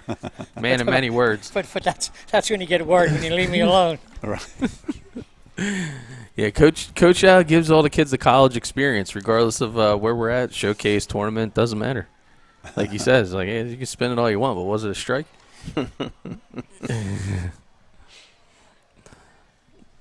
We were at one event, I won't mention where, but I was like the lady caught on a camera from the Board of Education. The guy said, he throws a 1-9 consistently. I said, I really don't think that happens. All right, so a 5'11", good pitching frame here. Again, it seems like a lot of your guys, mechanically, the one thing they're doing real well with is the extension. Right. So I think he's now ready to go as we'll go hot here. And he's been feeling it, so. Yeah, I cannot take any credit for the pitching. I've always stayed away from it. Well, when I saw him, that's what I was saying. When I just saw him kind of shimmy and shake, it was kind of like, yeah, watch this. I'm going to giddy up right now. So he's been doing a nice job mixing up his repertoire. That's an SAT word right there. Mm. Yeah, nice job down in the zone. He's French, isn't it? Sure. And good job by Luke. Therese, yes, indeed.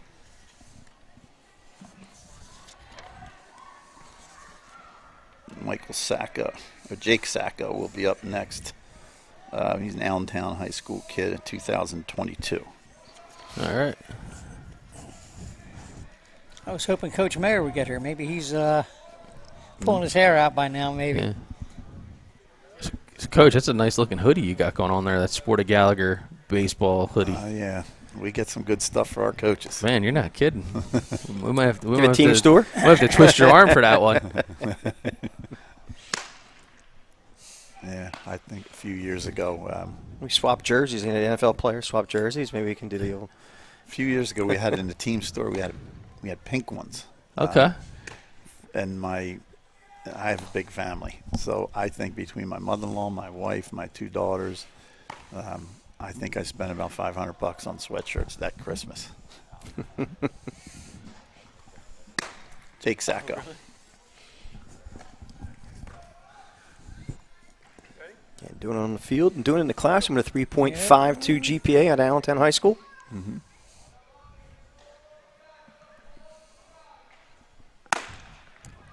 Ooh, I like that high knee kick there. Jake's a character. He keeps the team loose. He has a good time playing the game, but he's serious when it counts. High character clubhouse guy. Kind of dudes that we like to help get opportunities. And so our unofficial count is since June, now over 300 kids that we know of between the kids themselves and the coaches have said, hey, we were discovered on one of your showcases or broadcasts or tournaments that you had done, and that was the first contact that we had with the coach and the institution, and we were able to put something together. So that's something we're real proud of. And again, a lot of the questions and comments that we get back is they're getting a look at what the kid can do from a mechanic standpoint or fundamental standpoint. But when we have a relationship like we are now with Sportika Gallagher, we get to know more about these kids and tell more of their story and kind of who they are, and we find that kind of comes across. And I know that Sacko is a high character guy and coachable, keeps guys loose. That's something important that doesn't come across on the stat sheet. Yeah, and look, the bottom line is a year from now, 2 years from now, we may be doing something very similar to this. We'll have a lot of events under our belt. And our conversation might change to, do you remember when that guy was a pitcher? Yeah. Now he's just an outfielder, Yep. or vice versa. Yeah. You remember when that guy was a two-way guy? Now look, he's pitching, or a conversation about a kid that's now playing pro ball, right? There's several of our guys are actively involved in pro ball right now. That's a good, and that's not what we're about. It's right? pedigree, but it's pedigree. It's just a good thing that if they have that talent, if they bring that talent to the table, that we can develop it. Yeah. And we can be a small part of helping that player. But it's parents are involved, their high school coaches are involved, their coaches even in Little League. I tweeted out the other day about how valuable certain men in my life were in the game. And I mentioned a guy that coached me in Little League, and he would come straight from work. He would have his work clothes on, pick me up at my house for practice. And what a vital role that played for me to love the game and continue playing it. Well, Halver Eglin, he comments, best program in the country out there on the YouTube feed. Nice, so, Hal. And he's got the Mets logo next to his profile. So, I mean, usually I wouldn't be in favor of what a Mets fan has to say, but I got to tell you, I got to say, man, you guys really have it going on, and the pedigree is speaks for itself here. So, great job. And well, whoever Hal is, I appreciate that.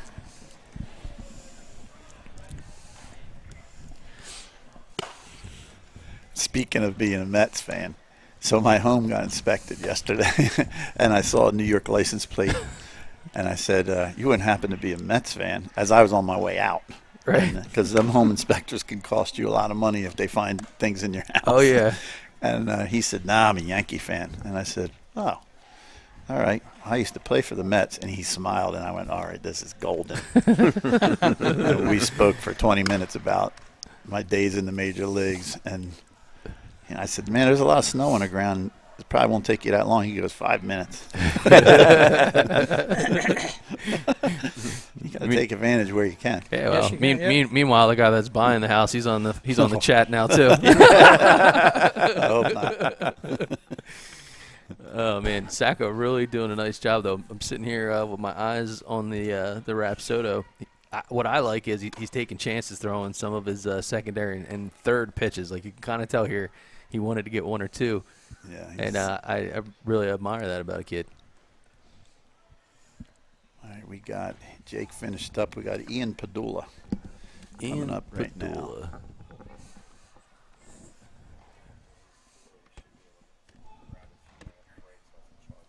Yep, and probably after this group might have a couple-minute break we'll take away for, it's important to always give the public service announcements, as Al looks like he's concerned about his prostate health right now, so that'll probably be a good opportunity between He's going to get another coffee. Yeah. All right, so Ian Padula, Monroe Township, junior. He's ready to giddy up and go here.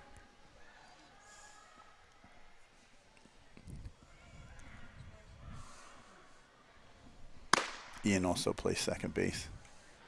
Yeah, I was curious to ask if he was a two-way player. Yeah.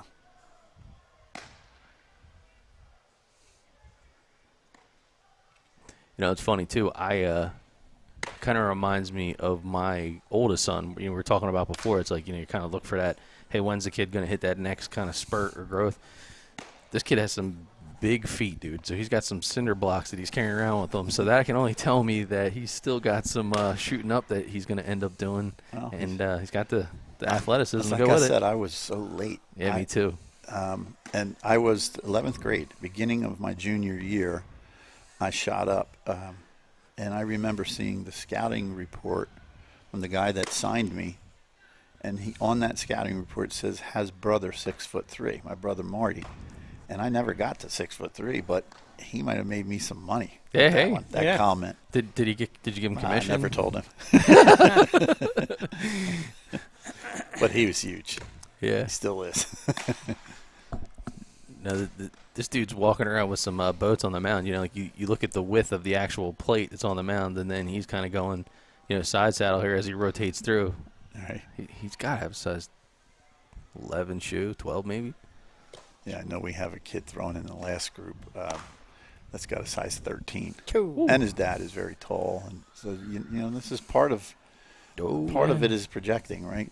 This whole exercise is projectability, and you're kind of looking at a little bit of a crystal ball. Mm-hmm. I like his relaxation on the mound, looking at the spin efficiency. He's been doing relatively well with most of his pitches. Slowed that one down, that breaking ball there. Right. Ian's been with us for several years, and he's a hard worker, and he's been on our select teams, and he keeps pushing people to see, can he get up to that elite team level? And that's one of my favorite things is the kids that just keep sticking it out and keep coming. Yeah. Connor Dalton chiming in, and the greatest coaches. And the greatest coaches. So I don't know if your staff is like pumping these guys with Venmo payments that are popping up on my feed, but they're giving kudos to your coaches too, rightfully so. Names. Yeah, I think I saw Nick over there creating profiles on the Gmail like crazy. I got a text while we were on the air from my wife, and she just said, "Can you bring home firewood?" Yeah, sure. We got some broken bat pitches from these guys throwing. So she doesn't. My wife of 40 years does not know anything about what I do. Doesn't know the rules of baseball. Doesn't care about it. Strangely enough, a lot of us would say that's a blessing. Yeah, it worked for me. So I could leave the game behind when I got home. All right, so we have one more guy in this group. One more guy in this group, and who's that going to? Excuse my cough. Lenny Masucci. Lenny Masucci. And I'm just from the opposite side of the spectrum. My wife knows too much about baseball. She knows more than some of the people I've coached against. She knows when you screw up. So she knows for sure.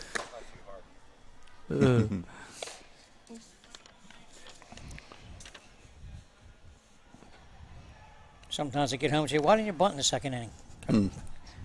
Just keep making dinner. Lenny's a 2022 from Manalapan. There you go. 3.5 GPA, 5'11", good frame here. I need a mute button. Yeah, you're all good, Coach. No. Coach Rader sometimes gets that tickle going in his throat, so he can relate. When we first met, I told you can't make fun of me. That's Tourette's. I'm going to have to go to cancel culture now with you. All right. Had to grow up with that all my life. So I got to tell you, as we're kind of moving through this pitching staff here, you guys kind of have a throwback type of team. So I've seen the old school traditional stirrups, and then we got the guys going like Johnny High Socks. Right. Yeah.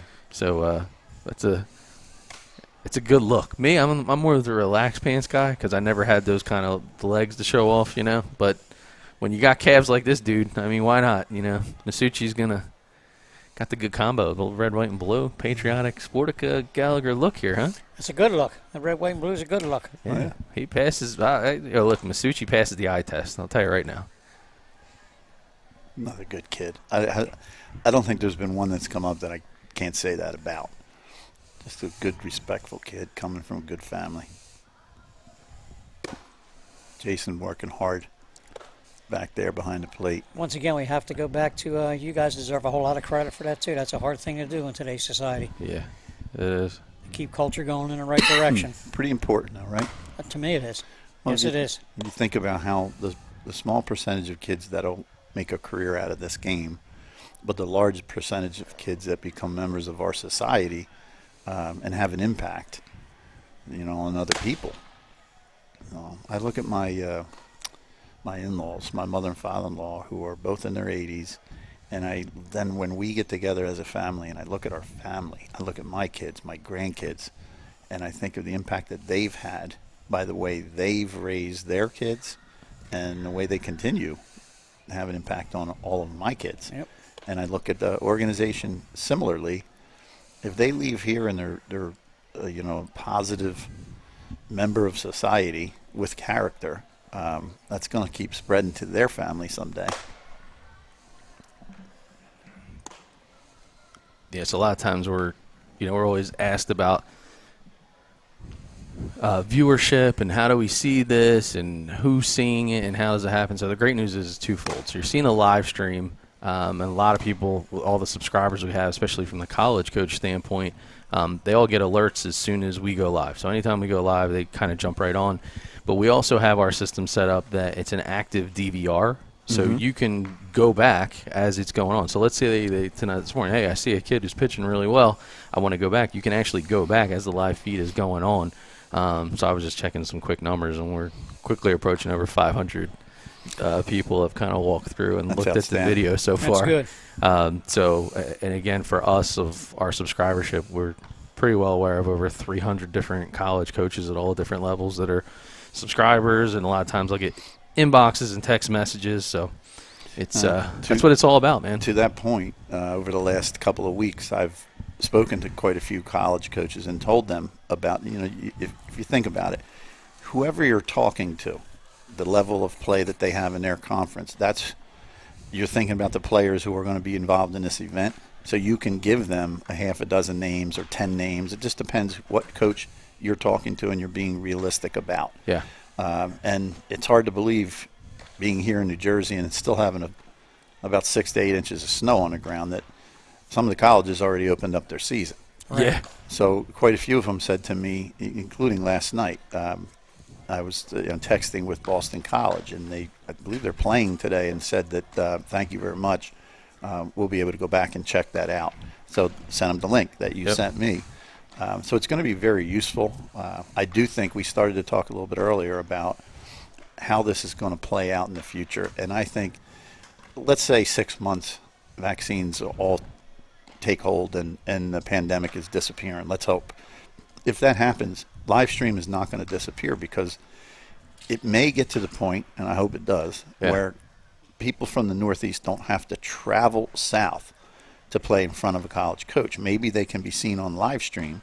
And then if there's a level of interest, then that college coach can give a call and we can have a conversation about maybe getting that player or those 3 players to go to that school's camp.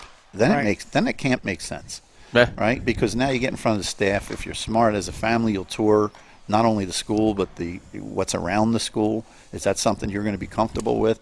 You get to shake the hand and meet the staff, and they get to meet you and get a feel for the player, and you get to play in front of that staff. Well, see, even when travel ball first started, and years and years ago, I mean, even when I was a high school coach, one thing I would tell the kids every summer, I want you to go to one college baseball camp. Right. College baseball camp. Now, that's not a travel team camp. Yeah. Right. No insult to you guys. No, I know exactly where you're going. You think you want to go to UVA? You got to see what they. Then we get you hooked up with UVA to Charlottesville for 1 week in the summer. Right. See what the coaching staff is all about in the environment, and then we can move on from there. Yeah. Yeah, and it's amazing to me too, and we take great pride in the fact that we get the success stories from the kids. But we've had kids as far as Oregon, University of Oregon is watching, and LSU, and typical schools that if you're a Northeast baseball player, it's not exactly easy to find them unless you're going to go out to the West Coast and play somewhere where they're doing regional scouting or one of the national events. But we've seen this time and again. But I think even more importantly, what we found a lot of is some guys get so worked up because maybe physically they haven't matured in the in the physical sense, and so they're a late bloomer. Well, next thing you know, it's like, oh man, I'm a junior, I'm going to start my senior fall year. There hasn't been a spot for me. But what happens is when these guys move around, and right now, because of the recruitment process being so crazy that they're, they find out, oh, there's already 40 guys on this roster, and then they decommit and go back in. Well, next thing you know, another coach is like, hey, I need another outfielder, and then boom, this kid now has video. They see him, and we're seeing kids get snapped up at all different time frames. Yeah. But the D2 and the D3s, the academics are so important for them, and a lot of what we do, it's not just showing what they do as a baseball player, but we're also painting a picture of, hey, here's who this kid is academically. And so yes, he can help your team, but he's also going to be able to help himself, because you might be a smaller, high academic, high price tag school, but then you turn around and go, wait a second, this kid can get $35,000 a year in an academic scholarship. I mean, it's amazing, and that's what the beauty of this is. Tom will tell you that typically what happens locally is that a kid starts to become a player and recognizable locally from the time he's very young, because there's summer camps, right? Your local high school coaches hold summer camps, and a kid gets noticed as being a really good athlete when he's 10, 11, 12, and all of a sudden conversations turn about that kid as he's growing up. Now he's in middle school, then he gets to high school, and that's the advantage of going to a college that's relatively local, say within 150 miles, is they've had a chance to see you grow up and have had numbers of conversations about you. So it's very difficult for a kid from the Northeast to all of a sudden be recruited from a southern or a western school who doesn't know anything about you other than maybe they saw you in a tournament where you had success in that tournament. And that's not a true read. Right. That's where I think the value of, maybe it's something that I've built over years of just telling the truth. The value of knowing someone who's going to tell you, here's what I see in this kid. Yeah. And the good and the bad. I use, for hitters and I hope I'm not boring anybody with this, but hand speed to me, for a hitter that has to go compete in a strong conference where the velocity is 90 plus, hand speed to me is everything. Because if you don't have hand speed, you can hit mediocre pitching. You can hit high school pitching in the low 80s. You can have a tremendous amount of success, have a high batting average. But if you don't have hand speed, you got to start your swing so early against 90 and above that you're fooled on off speed. You have no chance on sliders and changeup. Yep. So you cannot compete at that level. It shows very early. You're not playing. You get frustrated and you want to transfer. I know that from playing the game. I know from how difficult it was for me as I got it from college into pro ball and the adjustments that had to be made. So, I think that's the value in having the background, is to be able to look at a kid and say, okay, he's got a short swing, he's got quick hands, he's going to have a chance in your conference. And they trust me. Yeah. And then it comes down to, how have those kids done that you've recommended? Have they had success? You're going to lose once in a while. The one thing I can't predict is when a kid goes away, if he's got a girlfriend that's at home, that happens. It does. More than you can imagine. Yeah. Or it could simply be his family. You're failing. Yeah. You're failing not at life. You're failing at the game. Right. Maybe it's the first time in your life that you've had to deal with that, and you don't have anybody to go home to other than your roommate there. And a lot of kids cannot handle that. So you try to measure. Like for me, I try to look at a kid and say, once he fails, because he will he fight through it? And I have no problem putting my name on a kid like that will fight through adversity, and not make a phone call home and say, I need to transfer right away. Well, I know even when I was at Princeton, or wherever I've been a head coach collegiately, when I went on a recruiting trip, I always told the parents and the kids 3 things. Number 1, let your son choose. Let your son choose what college or university he wants to go to. Okay. Number 2, make sure he can succeed academically there. And number 3, will he be a player right away? Because what happens, as a player, if you're not going to play right away, your grades are going to go down, and you're going to come home. Right. Then you're going to go to a junior college, end up at Mercer, Gloucester, Camden, or Cumberland, or someplace. I always told people those 3 things. I think they're very important because your kid's got to make the choice. I know the parents foot the bill, right? But Johnny's got to make the choice. Yeah. Because he may not want to play in Tallahassee. He might want to play in UNC or someplace.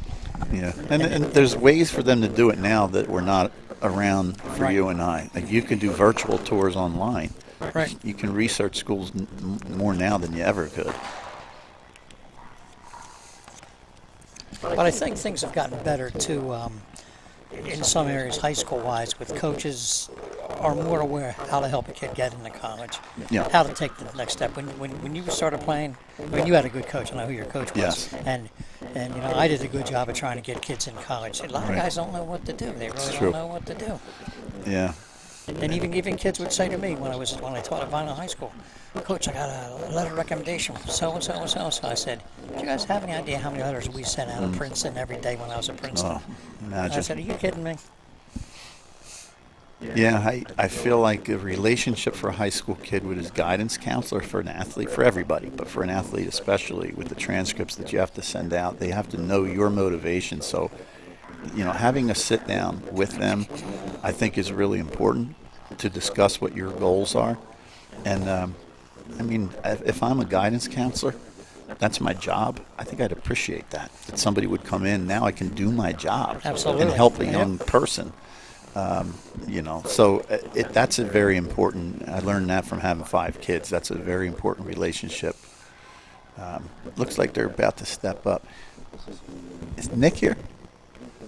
Okay.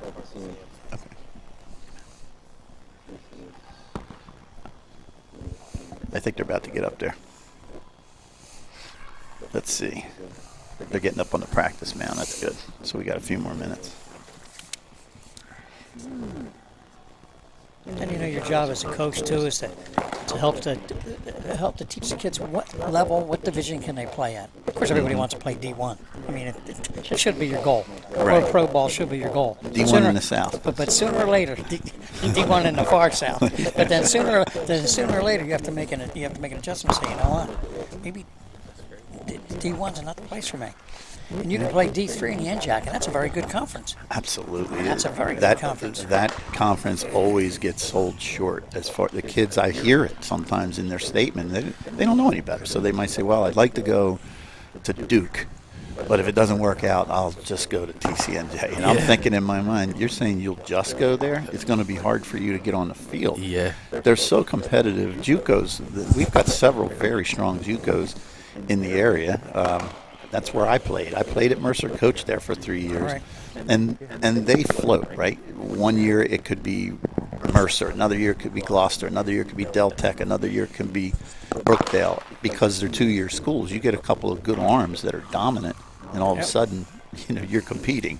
Yeah. But it's a good route, and even that route this year, like I'm just trying to help these kids, and most of the time it's coming after conversations with college coaches. They've been great with me as far as just, I think they realize all I'm trying to do is go back and tell the kids in our program the right advice.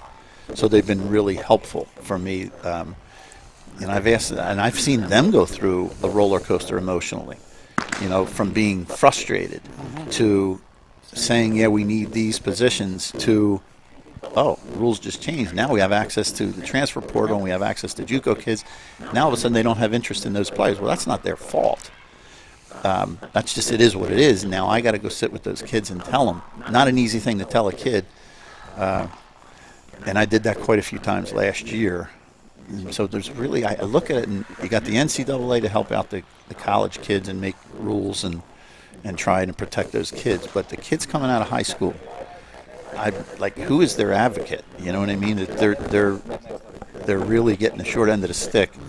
I'm not so sure that all of these rules are the correct ones. I don't think the members of the NCAA sit in a room and try to figure out bad things to do for kids. Sure. Right. It's not an easy thing to sift through. But I do see some kids that are getting hurt by this. Think about a kid that started travel ball at 7, 8 years old. All of a sudden he gets to be a sophomore or a junior in high school and can't find a spot to play. Now, that's going to happen naturally for some kids that just get overmatched. But for the kids who I looked at and thought, this is a Division I player, and there's no one that wants to pull the trigger because they can't see him in a game. They only see footage, especially position players. You can see a guy take a round of BP, and it can look really good. I don't blame a college coach for not going out on the limb with that player, not seeing him in a game. That's a different environment. And that's why I sat with you guys. Yeah. That's exactly why I said that we got to do this, because you're going to give them the opportunity to be seen in game situations and compete. And some will succeed and some will fail, but at least they got that opportunity. I mean, even years ago, there was this thing with junior colleges when you played. I mean, we had a kid you probably remember, Chucky Lamson, pitched for me at Gloucester. Yes. He wanted nothing to do with Gloucester County College. Right. Finally, because it's not such an honest guy, I sat down with Mom and Dad at the end of the recruiting talk and everything, and I said, look, Mr. and Mrs. Lamson, it's been a pleasure talking to you and Chuck, but I'll see you guys in January. Guess where he was in January? Gloucester County College. He found out it wasn't the same thing. Yeah. Yeah, I had... and he was a heck of a pitcher. He was good. I had a tall lefty that just got into real estate. He coached for years for us, even here at Sportika, Sean Parker. And Sean went to George Mason, was going to get redshirted. Coach had good things to say about him. This is going to be Josh Rader stepping up. Coach had good things to say about him, but he decided to transfer to Mercer. And first fall game, we were playing Monmouth in a fall game. And he faced 3 batters, and there was about 5 or 6 pro scouts behind the backstop, and they called me over and said, who is this kid? He was a tall, lanky lefty. And I said, Sean Parker, I know, I've got a good arm, right? He was throwing a cutter to the back foot of the righties. And Sean was supposed to pitch 4 innings that day. And after he threw the second inning, I told him, get your running in. And he said, and I said, Sean, be quiet. Go get your running in. It's a fall game, and you just showed all you need to show. Because I felt if there's one time to be selfish for a kid, it's in the fall. Now these guys will come out to see him. And he ended up signing with the Yankees. And talk about a tall, big, intimidating young man right here. Yeah, Joshua Rader. Man. Yeah, man. 6'3", tough kid. 215 pounds, junior. Wow. Yeah, I love this kid. I mean, he fought through some adversity already. He had a knee surgery done a couple of years ago now, and he's way past that. But just to watch him come here, be a part of the team's practices, and he's just worked through it. Seen him compete on the mound. Check out the acronym for this high school. I bet you can't figure that out. WWPHS South. Yeah, I have no clue. West Windsor Plainsboro High School. Yeah, that's a hard one to fit on a T-shirt. Aiden Well, maybe not on me. Everybody got quiet when you said that. Because it says wide load in the back. Oh, boy. Madden Stanley's behind the plate, by the way, catching. He's going to jump in for these last two groups. And Jason Sparks will pair up with him again. Jason's doing us a big favor when Christian Bernardini had that secondary exposure. So he's doing the right thing by staying away. Yep. Is he a multiple sport athlete, this young man? I don't think he's doing anything now. I know he was, but I don't think, I could be wrong, but he's been a pitcher only for us for the last couple of years. He's, that played itself out within our organization. He was a two-way guy. Oh, I got to imagine that the grocery bill in their house is pretty large. His brother's a pretty big good dude. size, too. Oh, boy. Yeah. Good family. Oh, boy. Known the family for a long time. They're just good people, hardworking, and you see that in Josh.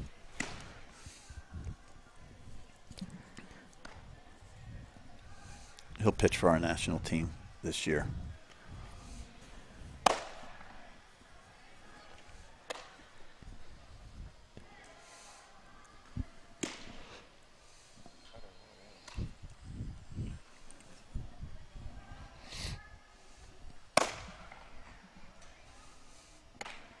Appreciate the effort the catchers are putting in.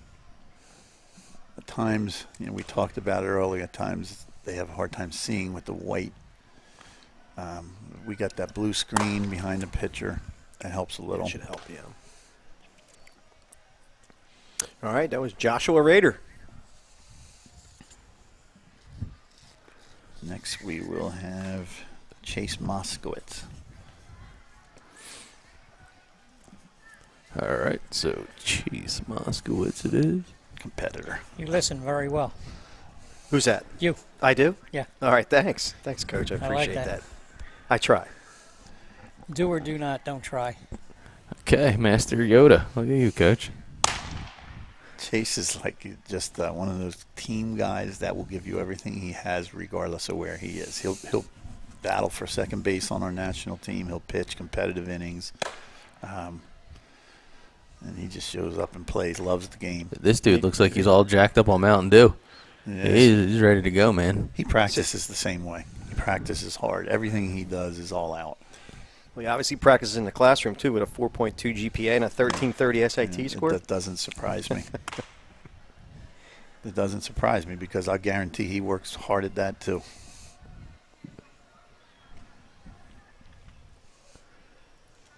Yeah, he's got really good spin efficiency. Horizontal break, even on the secondary pitch.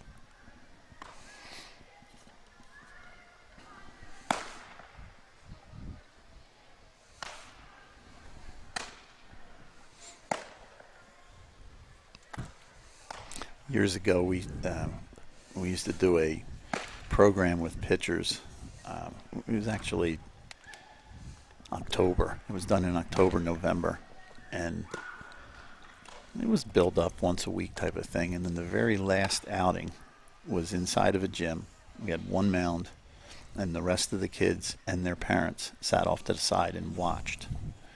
And it was interesting to watch, like we were talking about earlier, how some kids live for that moment, just to be watched. And let me show you what I can do. Other kids started bouncing the ball and missing the catcher over top because that's uncomfortable for them. So the question is, getting that experience, if you fail at it, can you improve? I would say yes. I would say, yeah, you can get better at something if you recognize it as a weakness. Right. Maybe my mind raced. I know mine did. Yeah. I mean, I started explaining that first time up to the big leagues, I was like nervous, scared, happy, everything all balled up into one. I could not perform. And then I got called up a year later and performed completely different. Yeah. Well, that familiarity and getting that regimen and routine, it kind of helps ease the nerves a little bit. Who's your catcher again, Coach? This is Jason Sparks. Yeah, so we're seeing Sparks again. He's good arm. He's got a real good arm behind the plate, and like I said, he's a good hitter. You know, and he put his time in. You know, he's improved every year we've had him. He'll be. These two guys will catch on our national team. Madden Stanley's an underclassman. Jason's a 2022. And I think Jason fell into that category of teams being interested to a point. And that's what I found to so many kids that we had last year. Jason played on our national team last year. And I think that's the pandemic, that they did not get to see the kids in games. So I like everything I see. I like them receiving. I like them swinging the bat. But, Coach, we're still hoping to see him in a live game. Yep. And that never happened. You know, these kids did not get a high school season. Then they got travel seasons, summer and fall, where no Division I school could come and watch them. And, all right, now we have a guy that you're going to laugh, Eli Greasmith. But I came in about 3 weeks ago and somebody said, yeah, I was just working with a blonde-haired kid on your national team. And I said, blonde-haired kid? I have no idea who you're talking about. I thought, like, I know I'm getting old, but... And then I walked back, and sure enough, there was a blonde-haired kid. I said, who is that? Eli had a bet with a friend. Eli picked Green Bay. Oh, no. He lost it. He lost the bet. He lost the bet. And he bleached his hair blonde. Listen, you got to appreciate it. Man of his word, though, right? Character. Oh, he did. Character. Eli's going to be a two-way guy for us on the national team. He'll play some outfield, and he'll pitch. And, again, he's in that category of competing, and we'll see. If you look at his body. I was going to say, this dude looks like he painted his uniform on this morning, man. He's ripped up, dude. And this kid he surprised me last year in our winter training. He ran a 60 in 6.6 and change, and I never would have believed it. I just, like, not that I ever thought he was slow. I just didn't know he was that fast. You know, so he fits in that category of, you know, this year being a really important year. Let's turn the blonde hair into a positive. No, let's turn it into a positive. I'll tell you what. It's not as blonde as it was day one. He has some ability. You can tell he has some ability. He's just going to tee people off because he's got blonde hair. They're going to think he's a surfer dude. That's what's going to happen. That's a very positive. They can't believe I'm saying that. I'll tell you what. They had this kid at Tyler. We went to Tyler, Texas, playing the World Series. This blonde-haired kid played left field. Drove me nuts every night just watching him. Just watch how he carried himself. Yeah. I can't remember what his real hair color is. And this kid, just leave it like this. It's brown. Leave it like this. Yeah. Yeah. Fred projects a certain image. But if you're willing to deal with that, you got a lot of character and a good attitude. He's another guy, though. I guess it seems to me he kind of hit his stride and shot up a little bit, right? So he goes back to those flood baseball pants there, and that kind of tells you, like, hey, man, he popped up. I guarantee there's a lot of coaches out there right now looking at him, and the one thing you cannot fake is your work in the gym. 6'2", 190? Like, you can't fake that. You know, Really? that's hard work. He's got that top half triangle frame to him too, broad shoulders coming down into the waist. But I mean, those thighs are shredded. If you didn't give the blonde-haired story, first thing I thought of, this kid could be a real pain in the neck. I tell you about it, but I like him. I mean, I do. Oh, and by the way, Coach, Paul Zigman says, well said, Dave, but that was about 20 minutes ago. So that was Ziggy. So I guess you said a lot, so I guess it was all good. That's on slow feedback. No, I was delayed. No, I was going to say. That's the proper terminology, delayed. Yeah, so 2,000 spin that he hit on that last fastball there. So, my, oh my, nice way to finish on the high, right about 84 miles an hour, 98% efficiency. And then look at that break, 19 inches running. So he's coming down through the zone in a hurry. I got no trouble telling a kid before you keep the blind hair. And his mom and dad, keep the blind hair. Michael Duran is coming up, stepping up now. Similar to so many other guys, Michael's a two-way player. I was going to make the statement about Eli, and I can say the same about Michael, is they're still in that phase of, what is going to be my path? Is it pitching? Is it position? Is it both? What's his position right now? He plays third base. He's got very good hands, very soft hands, plays the game relaxed. I like to say that, some of my favorite teammates, I don't know if you guys, I'm aging myself, but Terry Pendleton was a third baseman for Atlanta. I love Terry Pendleton. Yeah. And I would watch him play, and I'd think, God, he looks just like he's playing in his backyard with his friends, or he's playing in slow pitch softball. It was that relaxed. That's a pretty good compliment to Michael, be compared to Terry Pendleton. But he really does have soft hands at third base. Yeah. He can swing the bat, and he's an out-getter on the mound. So, again, how does it play out? Does it make sense for him to go forward into college as a pitcher, or should he be a position player? And that the only way to know is to do it, right? Yeah. I'm not afraid to give the kids that opportunity and see how it plays out and just be honest with them as you go. Another kid with great academics, a 3.7 and a 1320 SAT. Yeah, very bright. Very bright. That's starting to sound like a lot of our kids are smart. I would say so. That plays right into the character. Well, you know what? I think if there's been some positives, which I'm sure there has, of travel ball in the last 25 years, that's probably one of them, is that those kids and their parents, they're committing a lot of time and a lot of money. And they have figured out from those who've come before them that you will close a lot of doors if you don't do this on the grade side. And if I'm the parent and the kid doesn't have the grades, I'm not committing that time or money. Yeah. I'm not doing it. So that probably is what is happening out there, because you're right. I feel like you're reeling off a lot of high academics for the kids in our program. And I can't take credit for it. 1320 is no joke. I mean, yeah. Doug had half that. Yeah, I took it a couple times. Probably added up to it. Yeah. Knuckleballer? Is this true? This dude throwing knuckles? He does. Man, that was a nasty finish there. He does. And he actually, a lot of times when you see somebody throw a knuckleball, you say, he's just, he's fooling around with it. But he actually has a pretty effective knuckleball. Well, apparently he was only 115 rotations per minute. Right. So you talking about a still photo coming at you? I mean, my God, you could actually autograph the ball. It was moving so little. I mean, that's something that's insane. This is Michael Calden. As a friend of Nick Frank, came in the office a few weeks ago, and still looking for a place to play. And I told him, we got this event, so let's put him on here. He's from Matawan High School. He's the only player here that's not a Sportika player, but happy to help. All right. Yeah, well, hey, listen, that's again, part of the game. Part of the fraternity, right? Yeah. Yep. Pay it forward. Yeah.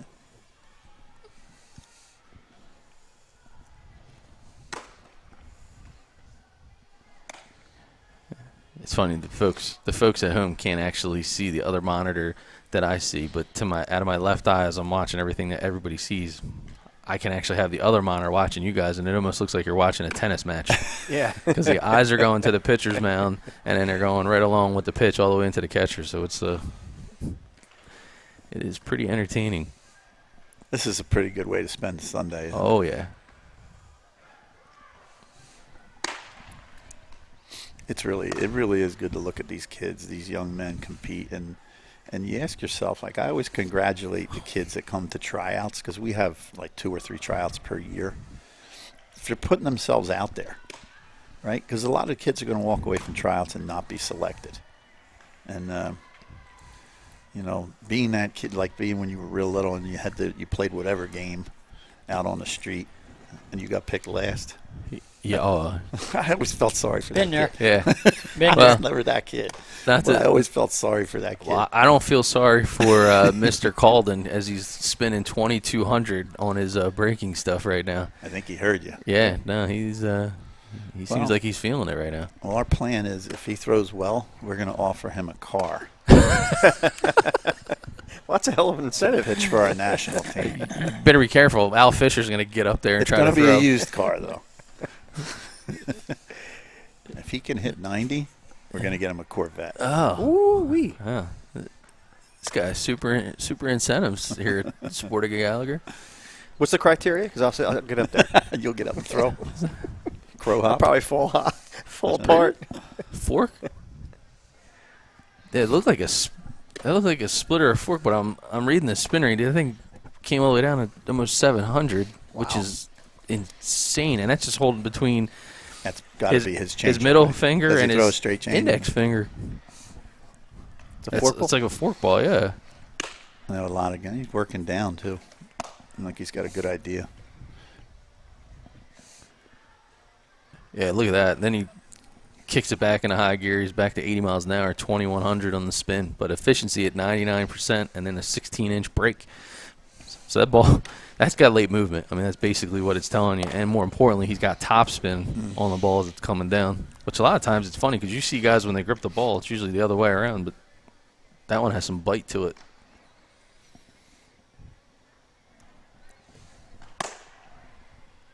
Always appreciate a guy down in the zone.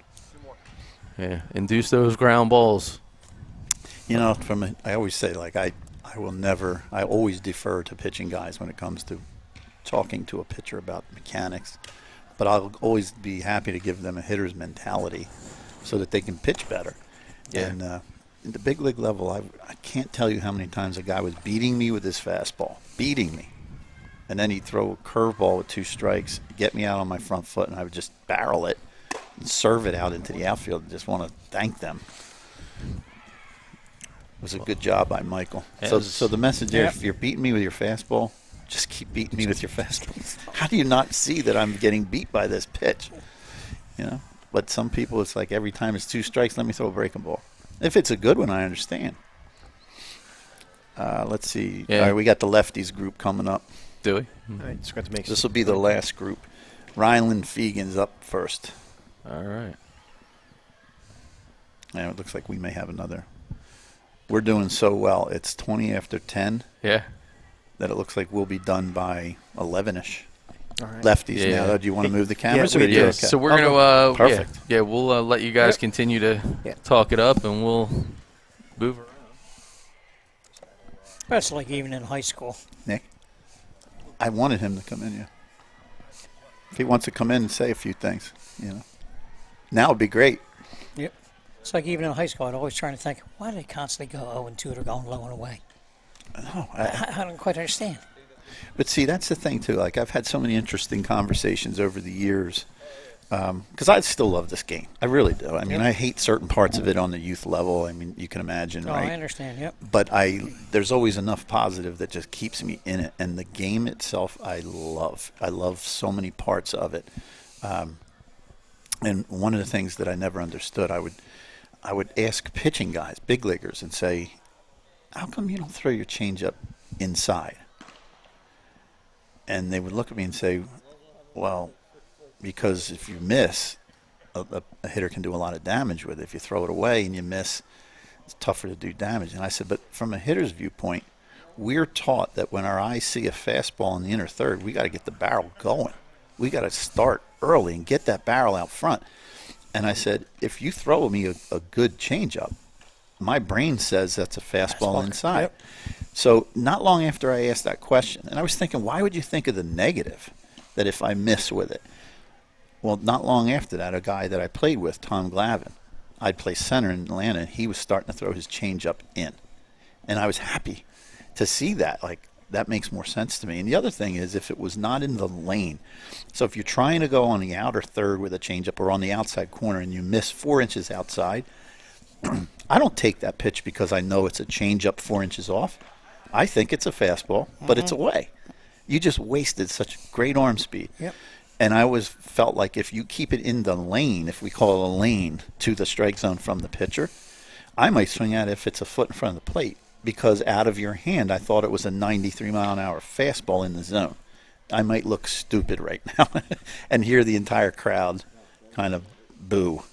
Yep, But I understand. those are the kind of conversations I like to have with our pitchers and defer to guys like Greg or Jerry Vasto, who worked with our guys all winter. He's now in camp with the Cubs, because those guys know what they're looking at on a delivery, no, I understand. and Even how to correct. even I took over the West Effort team in the ACBL. All the college kids would come back and play for us, and they're constantly going away, away, away. I said, guys, Right. we're going to change it this summer. You're using wood bats. Oh my God, yes. We're using wood bats. We're going to try and stay in as much as we can. If you Hard have in. the velo to handle that, then the kids ended up enjoying it. They ended up having bets on who can break the most bats during the game and everything. Yeah. I mean, because it kept But the- kept hammering and staying. You know, staying, that's so staying. funny because as a hitter, I did not like when a pitcher came in or in off the plate. As a coach, I demanded it. Oh, absolutely. Yep. I understand that. Yeah. I demanded it. I understand that, To be yeah. able to pitch in off the plate, to me, is not all pitchers can do it for whatever reason. But how much does that set up soft and away? Oh, he needs that list, I think, on the top. No, thank you. No, thanks. I try to get 4, but That's all right. I don't like. security measure. I don't like that anyway. I can go back and try to get them. No. I tried 2 cards and then one take. Kids are doing a good job. So we got Yeah. the lefties to finish up. I mean, there are certain things that you know when you played when you were Mercer and then I started out that you never had to tell kids neither.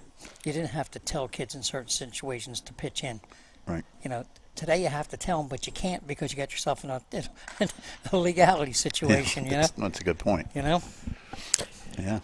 Hey, Coach Gallagher, tell us a little bit about this amazing complex here, because I don't think we really had an opportunity yet to talk about it, but 170,000 square feet. It's just massive and incredibly impressive. Well, I will tell you that it was about almost 4 years ago. We were in a different facility, Gallagher Baseball. At the time, it was Gallagher Mizuno. We were at a facility on Route 130 in Hamilton. And a buddy of mine who has deeper pockets than myself, he was the owner. And his son had gone on, played with us, went on to Villanova. And once he went to Villanova, his other son, a younger son, was not going to play baseball anymore.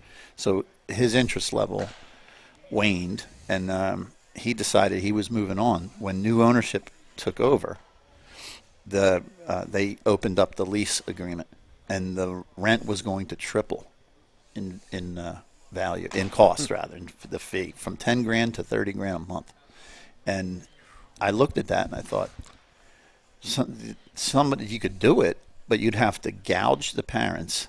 It's already expensive. You guys, everyone knows. Parents that are listening know it's expensive for your son or daughter to play any travel sports already. So now, in order for an organization to be in a facility with the rent that high, you have to raise the prices for the parents. And you have to hit a budget, and that budget keeps changing because tournaments are so successful that they keep raising the prices. So it's kind of like the floor of which families can afford to do this keeps rising. It's not just inner city kids. It's inner city kids now plus blue-collar, hard-working families that have to decide, should we have our kid play travel sports or should we take a family vacation? And that stinks about this. I'm in it. So I've been working very hard for the last 5 years to figure out a solution. It may or may not happen, but I've been involved with the MLB PA Youth Advisory Board, and we've made some progress, and hopefully we can make an announcement soon, but in a lot of different angles. That's what it's geared towards, is helping all kids, not just kids of families that can afford it. But this facility, when I came over here, I walked in our first winter training, I went, oh my goodness. Like this, I've seen kids over the years get better within a 2.5 month period, because in the Northeast, typically we're inside of a gymnasium or drop down nets. There's only so much you can do. in here, we have enough height in the center that we can do fly balls off of a machine. We can long toss. We can take regular infield, outfield. We can take batting practice. It's like I said, it's the best facility that I've ever been involved in.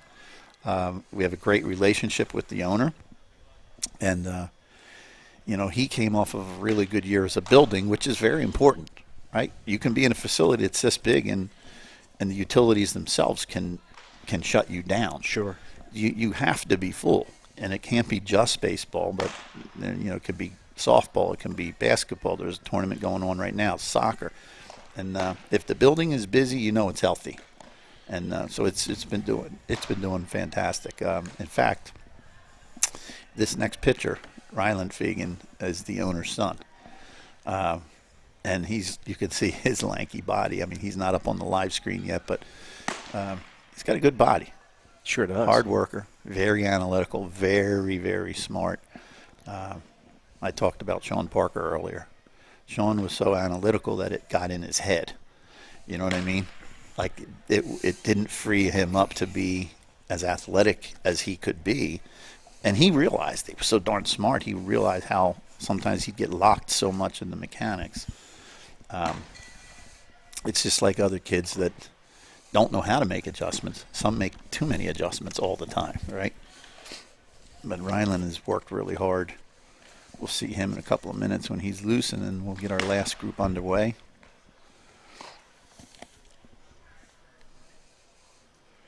Just this section itself is probably about, I'm not great at guessing, but probably about 60,000 square feet, would you think? Yeah, and when we need to, we've scrimmaged in here the other night with coaches that are over to my right.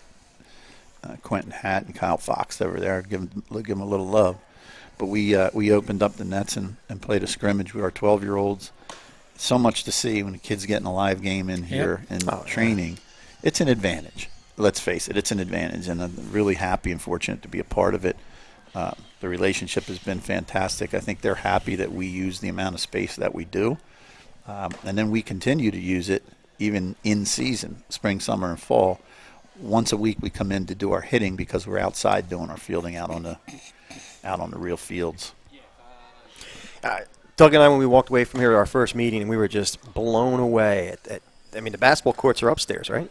Upstairs and downstairs. They were downstairs. That's right. We were looking down too. Yeah. And it's just everything's top notch. I mean, the turf here. It's just the stadium seating though. Where did that come from? That's been there. Yeah? Yeah. And maybe when you guys came, they were cleaning because, they do a great job of disinfecting and cleaning I think they do it every night, especially since the pandemic. They're doing a great job. I mean, I got to hand it to the building and the employees because anything that, at least with our baseball program, again, it's over 200 families. I think we're at 230-something.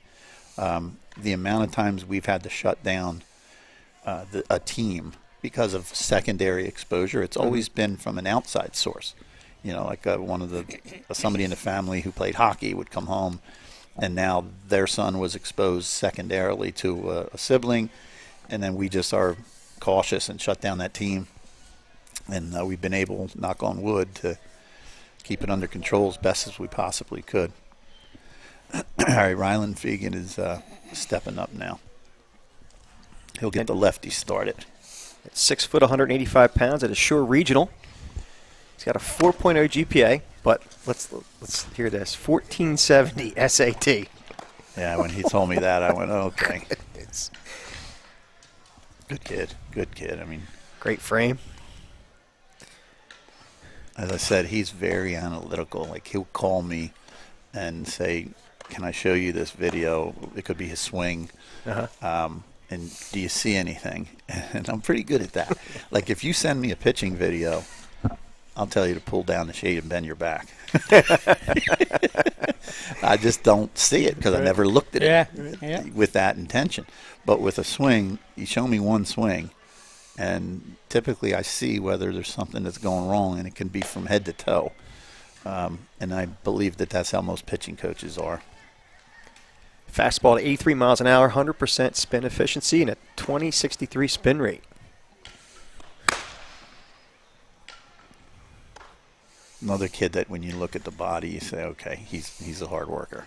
Amazing what that says.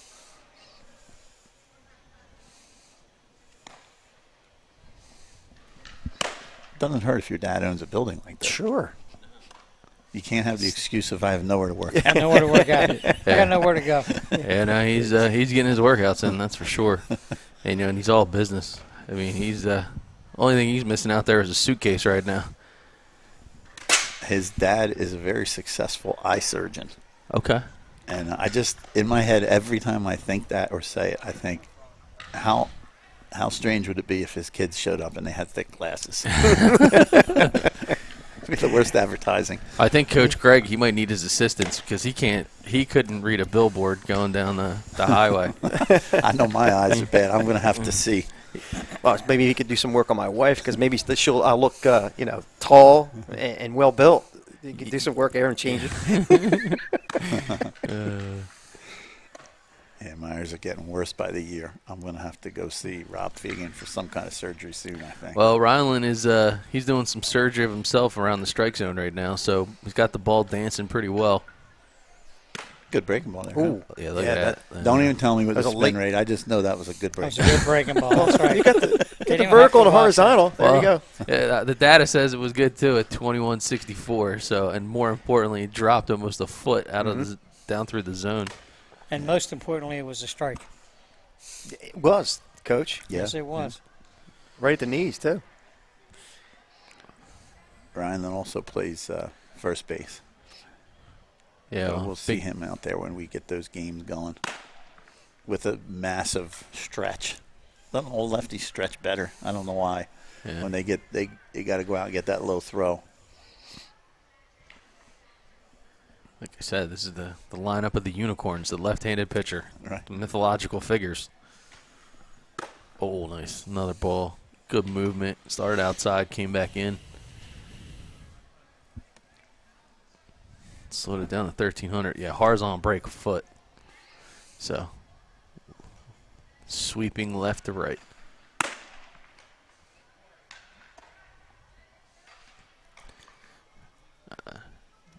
Talk about a kid with projectability. I mean, 1470 SAT 4.0. We have a lot of programs that are going to be interested in his services being left-handed pitcher. I called his dad a couple weeks ago, and I said, this is the type of thing that could help Rylan. It's going to help all of the kids. Well, to be realistic, maybe it won't help all of the kids. But for those who have the ability, they're getting a lot of eyes on them right now, where otherwise they would not. So I feel good about his chances of, the recognition he may get and the eyes of the people that are out there that, you need a certain measure of academics to even get into a school, and he fits that. Already 700 playbacks today's festivities. So there are certainly people watching live, and then more importantly, a kid like him, again, is going to be able to cut that video, send it out to wherever coaches you need to send it out to, and everybody can watch this and go back, DVR, and play it 100 times if you wish. Well, nice outing there. Go ahead. I'm sorry. Well, this last group here, the left-handed group, if they have good academics, they probably can find a place to play in the country because they're left-handed. Right. Oh, Lord, yeah. Yes. This is Eddie Worse. Young kid with a good arm. 2024 grad. So if we're going to get some feedback and maybe some social media, I would love to put something out to everybody that's listening, and I want an honest response. Sure. So I see this right here as a value to all of our high school age kids.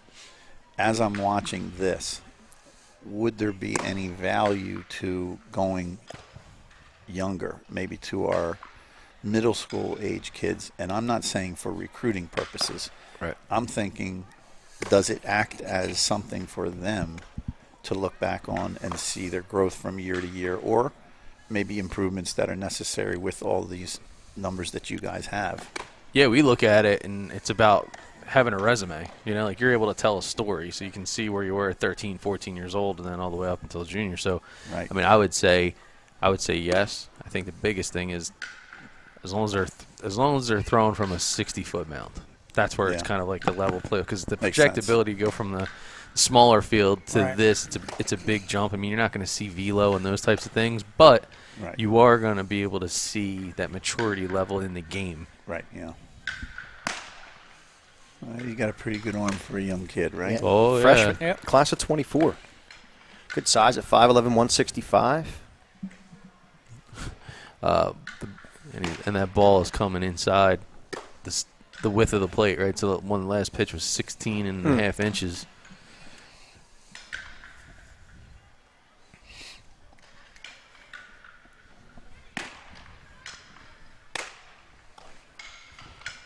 Nice job there. 96% spin efficiency. And that last pitch looked even nicer. Didn't get a reading.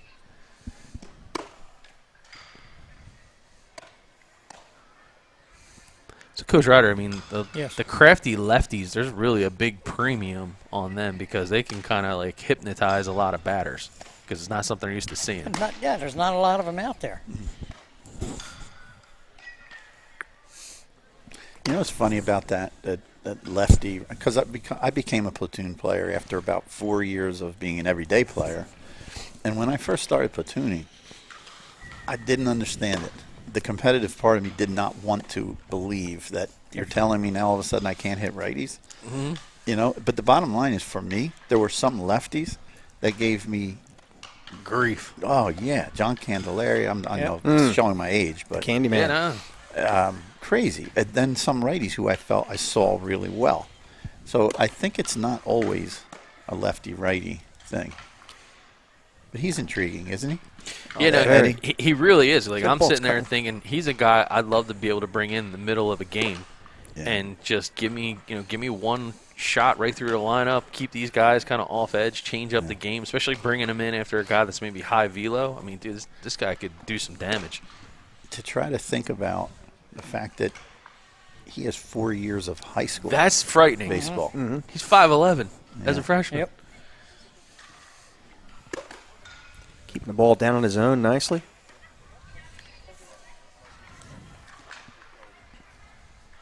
But I think he's a guy that solidifies kind of your point, right? It's like, hey, to get a kid of even seen him last year, let's say, going back in time, and now look at the jump that he would have from that first or second year on the big field to now. It's crazy. Right. He doesn't seem to be overwhelmed at all by this for a young kid. Absolutely not. No, he's pretty comfortable.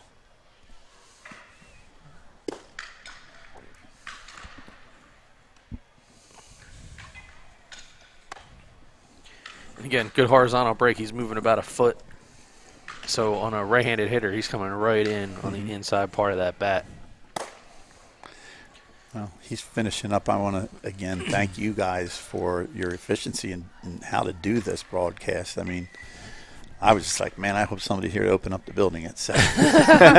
And when I pulled up into Wawa, I saw 3 cars over, and the guy, Jack, that opened up the building, he was in Wawa. And I said, I am so happy to see you right now. Now I know the building's going to be open and the closet's going to be open. Well, don't tell anybody, but we had to break in. Graziano stepping up now. We had to break in. break in? Yeah, I broke in. My agile body was able to kind of climb through. No, I'm just kidding.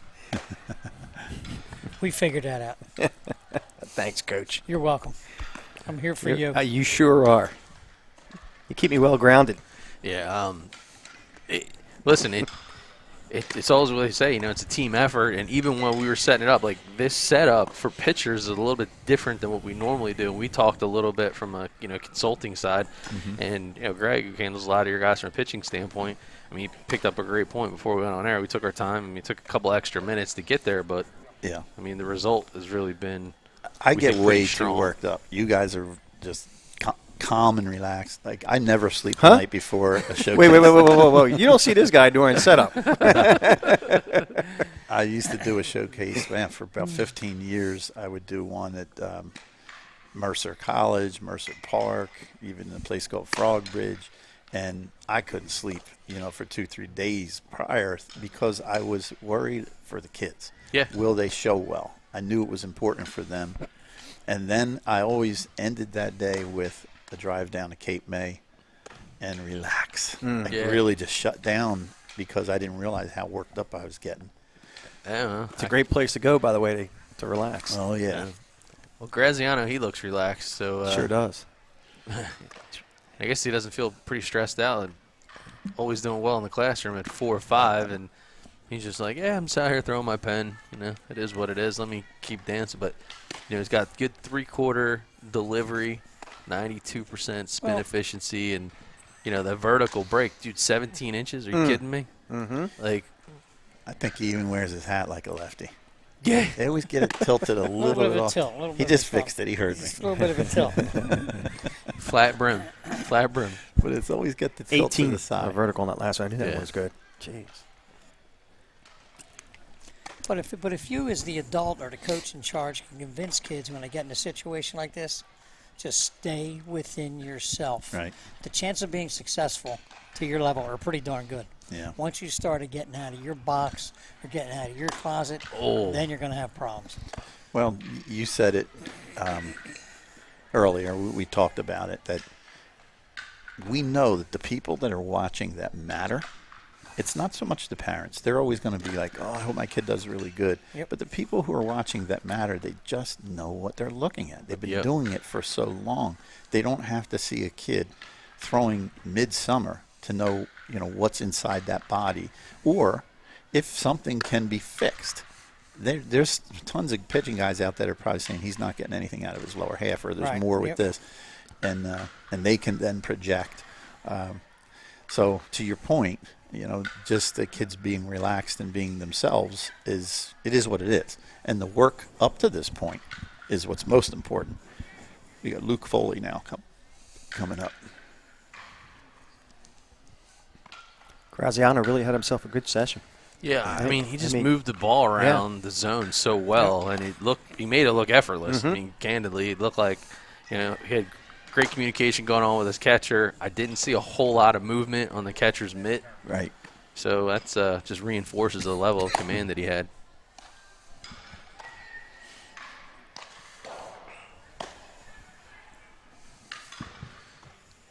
So Foley, again, good frame, 5'10", 160, but it's an athletic, especially bottom half of his body. Kind of got those tree trunks above the knees. I was always jealous of those lefties in the big leagues that come in and face one batter and make $1.3 million a year. And if they came in and walked that guy, I'd watch him walking off the mound and think, "Are you kidding me? That's it for today?" Yeah. And we might sound repetitive, but Luke But they're Foley, valuable. yep, getting it done in the classroom too. Another one. Just keep checking the boxes. Should we be giving the parents credit for this? They should. Yeah. Absolutely. It starts at home. Is there Coach. genetics involved with that? Yeah. Genetics. Discipline? Yep, good discipline at home. Some structure? Yep. Yeah. You're right. I mean, it's amazing, right? Yep. The taser to do your homework, that's a new one too.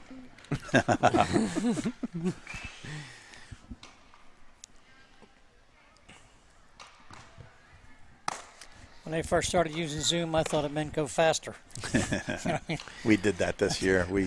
Oh, man. We really, I'm going to pat ourselves on the back during the pandemic when everything got shut down. Nick Frank and myself, we came in and we did Zoom, but we tried to do it not just to satisfy the parents and the kids, but to really teach. Give them some drills they could do at home, but teaching. And I know maybe 80% of the kids in any setting, when you're teaching, when you're trying to talk through something that you feel is important in the game, they might be bored. But the other 20% that love the game and have passion, they're going to listen, and they are going to apply. Those sessions, to me, are extremely valuable.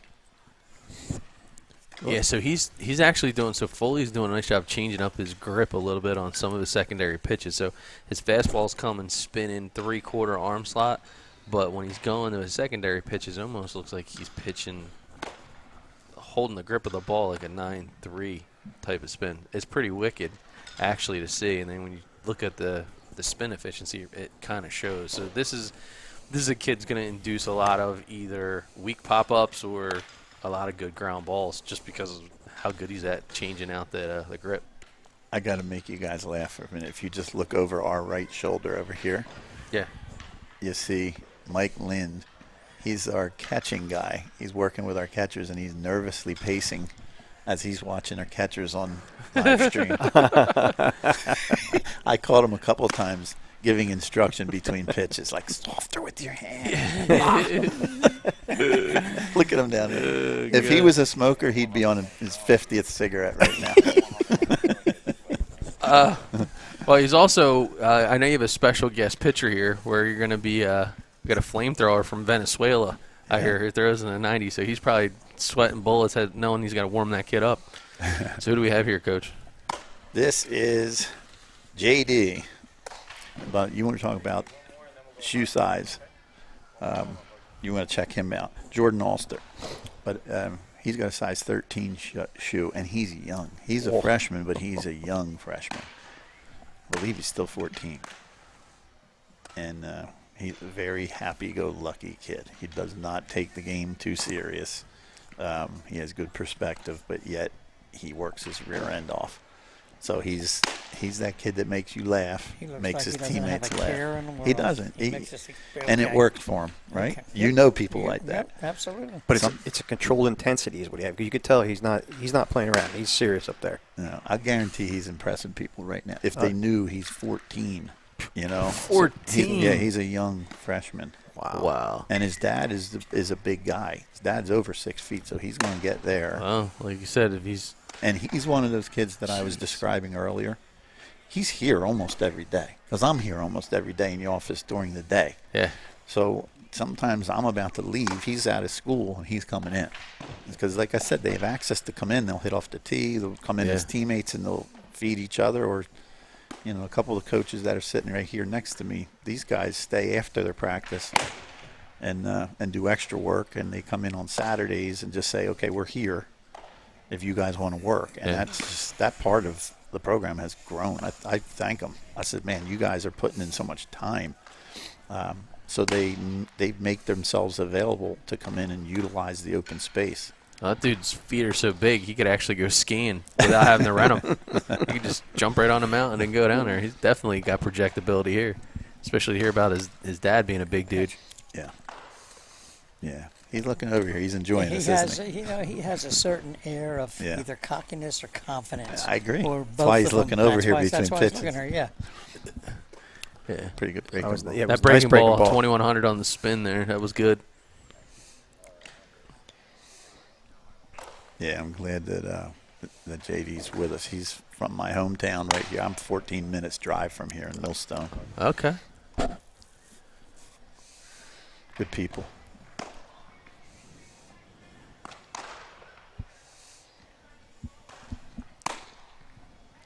I'm kind of looking over here to see if you guys like what I'm doing. If you don't, I'll be all right. Yeah, I'll be okay.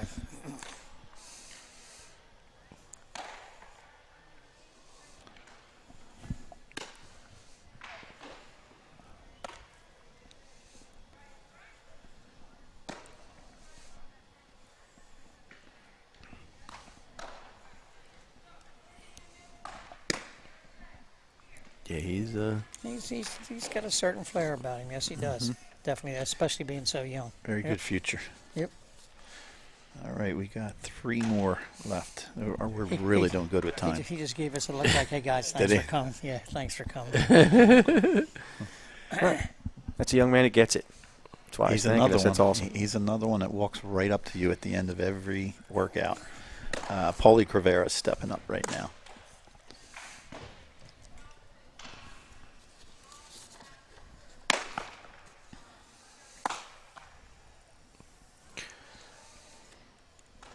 Yeah, so Cravera, Christian Brothers Academy, 5'10", 150-pound junior, 3.6 GPA, and a 1320 SAT.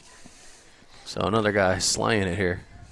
Paulie is what a lot of guys out there will understand is an innings eater. So we kind of have floated him amongst a lot of rosters over the last couple of years. He's a strike thrower, and he doesn't throw hard. He's not an overpowering guy, but he gets all of his secondary pitches over the plate. He can pitch backwards, and he does. Yep. And as everybody knows, you don't want to go through the lineup 4 times with a guy like this. Yeah. So, but he's done a good job, and he keeps working at it.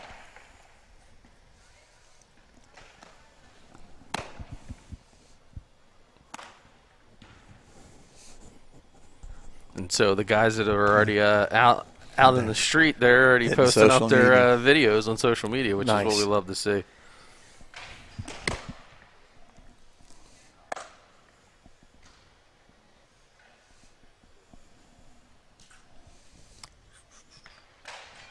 So shout out to Mike Valani.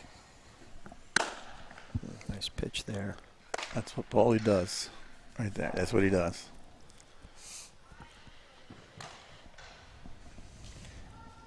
I played with this guy, Doug Jones, that he did not, and he made it to the big leagues and ended up with a ton of saves, and he didn't throw hard at all. But he changed up off of his changeup. He would throw like 3 different speeds of his changeup, and he dumped this big lollipop, low arm angle curve that he used to have, and he basically just threw changeup, then slower. Then when he threw a fastball at 84, 85 in the big leagues, he'd bust somebody's bat inside. You just couldn't time him, and he was a closer. Off balance. Closer. Yeah. Was he really? For years with Cleveland. What was the name again? Doug Jones. Yeah, kids are probably home Googling him right now. Yeah.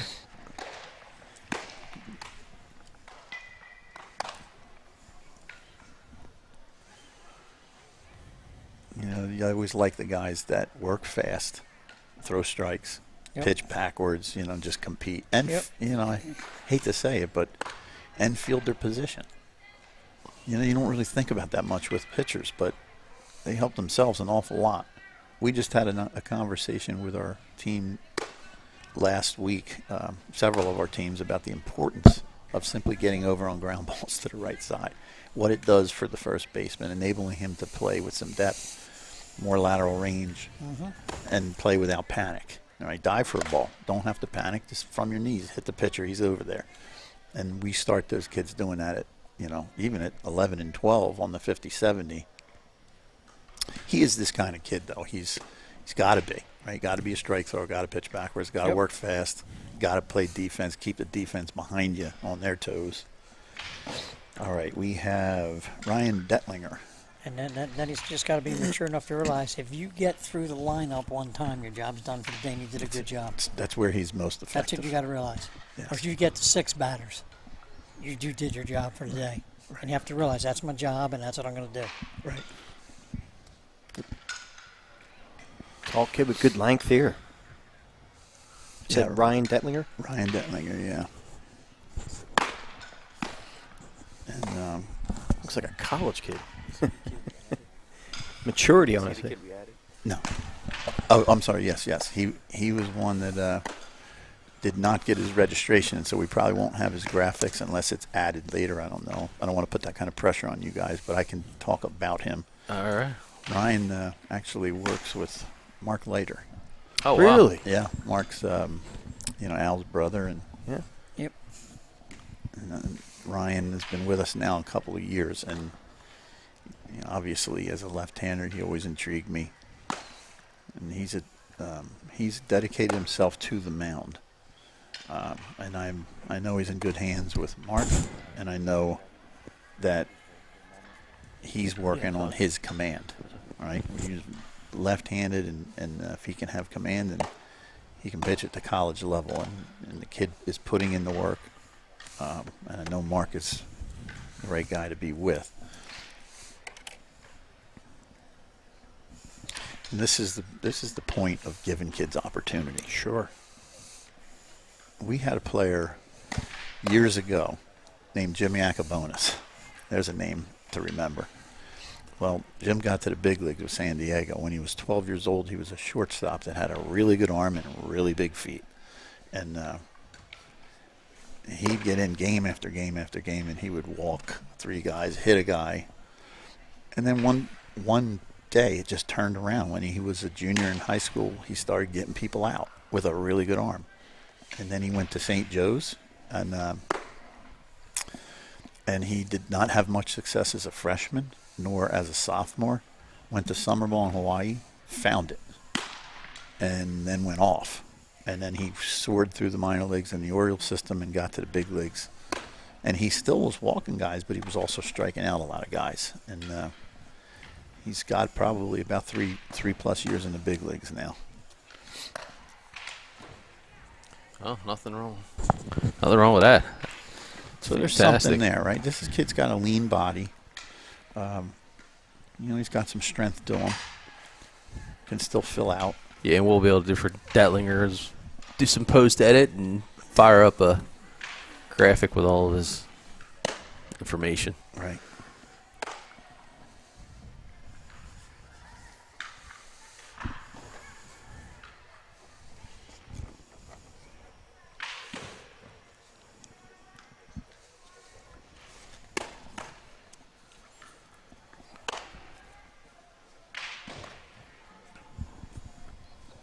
A nice job here by him slowing things down. As I said, Ryan was a two-way player going into this year, and I always leave that open to the kid and the dad and have that conversation. But the one thing I always add now, as far as whether a player does commit to just pitching, is all I can do is give them experience. And the experience that I've seen is once they've committed to it, but it's got to be a real commit. It's not like I'll show up when I pitch. Right. I always tell them, get 2 or 3 players away from the coach, the pitching coach, and the manager in the dugout when you're not pitching. 2 or 3 players down and sit there and listen to everything they say. Listen to what irritates them from the pitching standpoint. Listen to what they like. Yeah. And watch and see what gets people out. Like, to me, if you don't want to do that, you're not a travel player. Right. You're not a, don't ask the question, does my son really have to go or do I really have to go if I'm not pitching? Then you really shouldn't do this. Yeah. And it's okay if you don't do it. Yeah. But you can't have it both ways. No. So I think the improvement is much quicker when they dedicate themselves to it. Or if the kid tells you he pitched on Saturday, look, coach, on Sunday, I'll be there on Sunday. I want to take the pitching chart. I'll do that for you, okay? You know,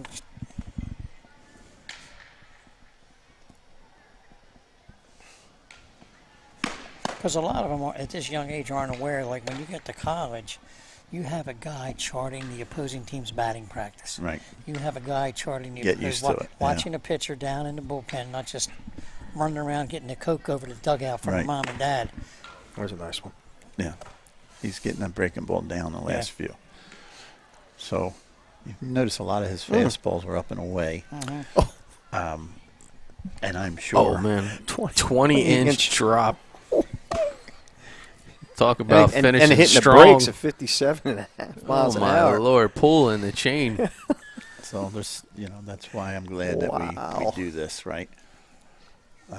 Okay, this is our last guy, and this is a favor for a good kid here, Andres Ramirez. So he's 19 years old. He's from Venezuela. He was a 2020 grad, and Greg Short knows a little bit more about him. Greg, what can you tell me? He's looking to possibly hook up at a JUCO, or? Yeah, he came back in October. Yeah. Scout down in Venezuela contacted us to work with him, and he came in. He was 91, 93 in the fall. He attended our off-season program, got up to close to 3 digits, and then we don't know. We don't know because of the correlation between the education system there and here. I think they only had to have 2 years of high school. So if he does go to school, it's going to most definitely going to have to be a JUCO route, I would believe. Right. And then if we can place him after that, or if he wanted to sign as a free agent, but he's young. He just turned 19 in September. Gotcha. He's about 5'11", 6 foot, maybe 165 pounds. Right. Well, let's give him an opportunity here. Always ready to do that.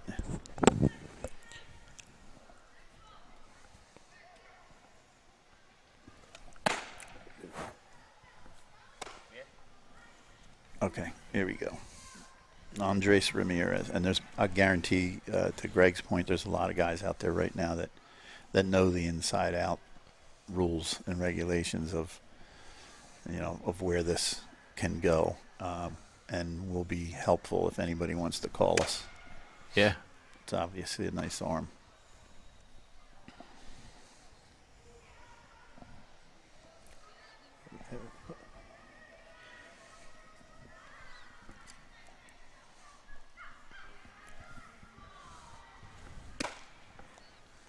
I just saw 92 miles an hour, just in case. Downhill. Just in case anybody wants.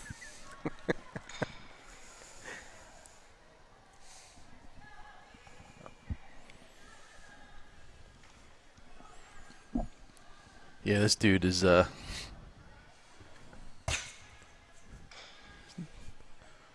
good quality material back there behind the backstop, but that was flames. This is a perfect case of a guy trying to pitch to get a job. Sure. Right? Oh, heck yeah, He tried man. to overthrow that one for sure.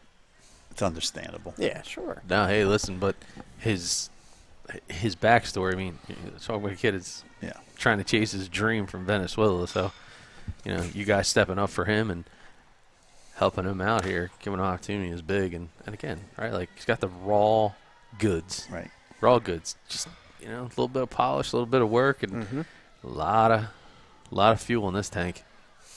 Well, I know this. There's a lot of guys out there watching that can help him. Well, he's throwing 2,300 on a spin with his fastball, and he's still got a lot to go. I mean, I'm even looking at it like his back end, his backside. He can drive right off of that big time.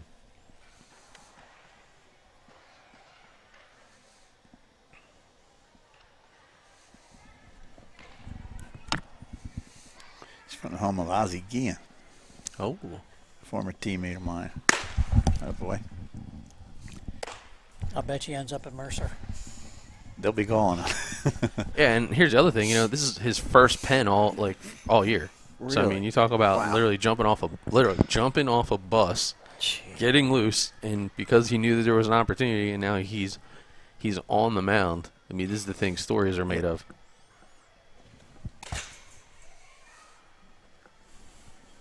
There's still people out there. I get text messages that are still looking for arms this September. So he fits that.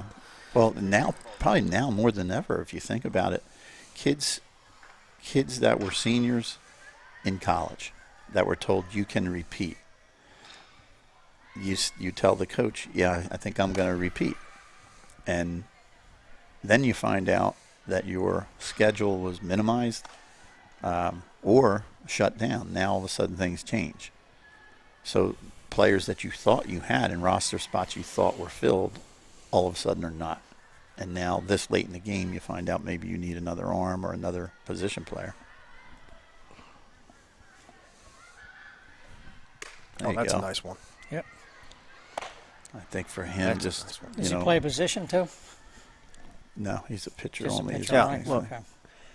19-inch vertical break, 25-mile-an-hour difference. Well, I think he's actually starting to breathe. Yeah. He's starting to relax a little bit. That's an important characteristic to have there for sure.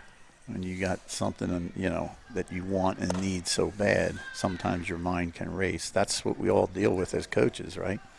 Is how to get everything slowed down. That's what Eli Manning, Peyton Manning, I should say, and Tom Brady, what they do when they walk up to the line, their mind isn't racing.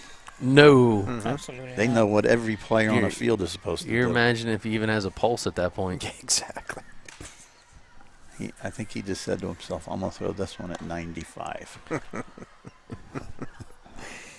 There's a problem, too. The kid behind the plate, he's got a tough job today now, too. 'Cause this kid's consistent in the 90s. And doesn't Everybody know else where has it's been from Yeah. 70 to 82 at the most. Yeah. Yeah, but he's consistently there in the 90s. I mean, You 20, sound like a catching guy. Yeah, there he is, all around. 23, I'm not making excuses for him, just the reality of the thing. Yeah, but it's true. 23-72 on the spin. Yeah, and a first pen from the stretch that he's Pretty good job right there. Yeah, ever that one really right there done. was nasty. Yeah.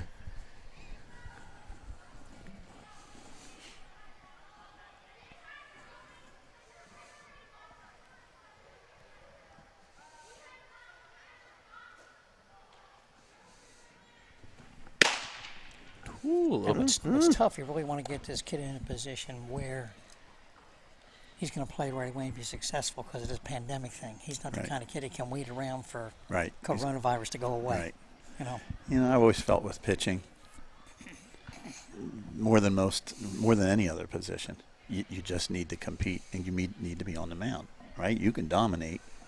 I mean, when I think about getting drafted out of Mercer, I went to a JUCO college, So you can say, well, they need to see you against better competition. Well, there's a way that they can find out if I can hit against better competition. Draft me.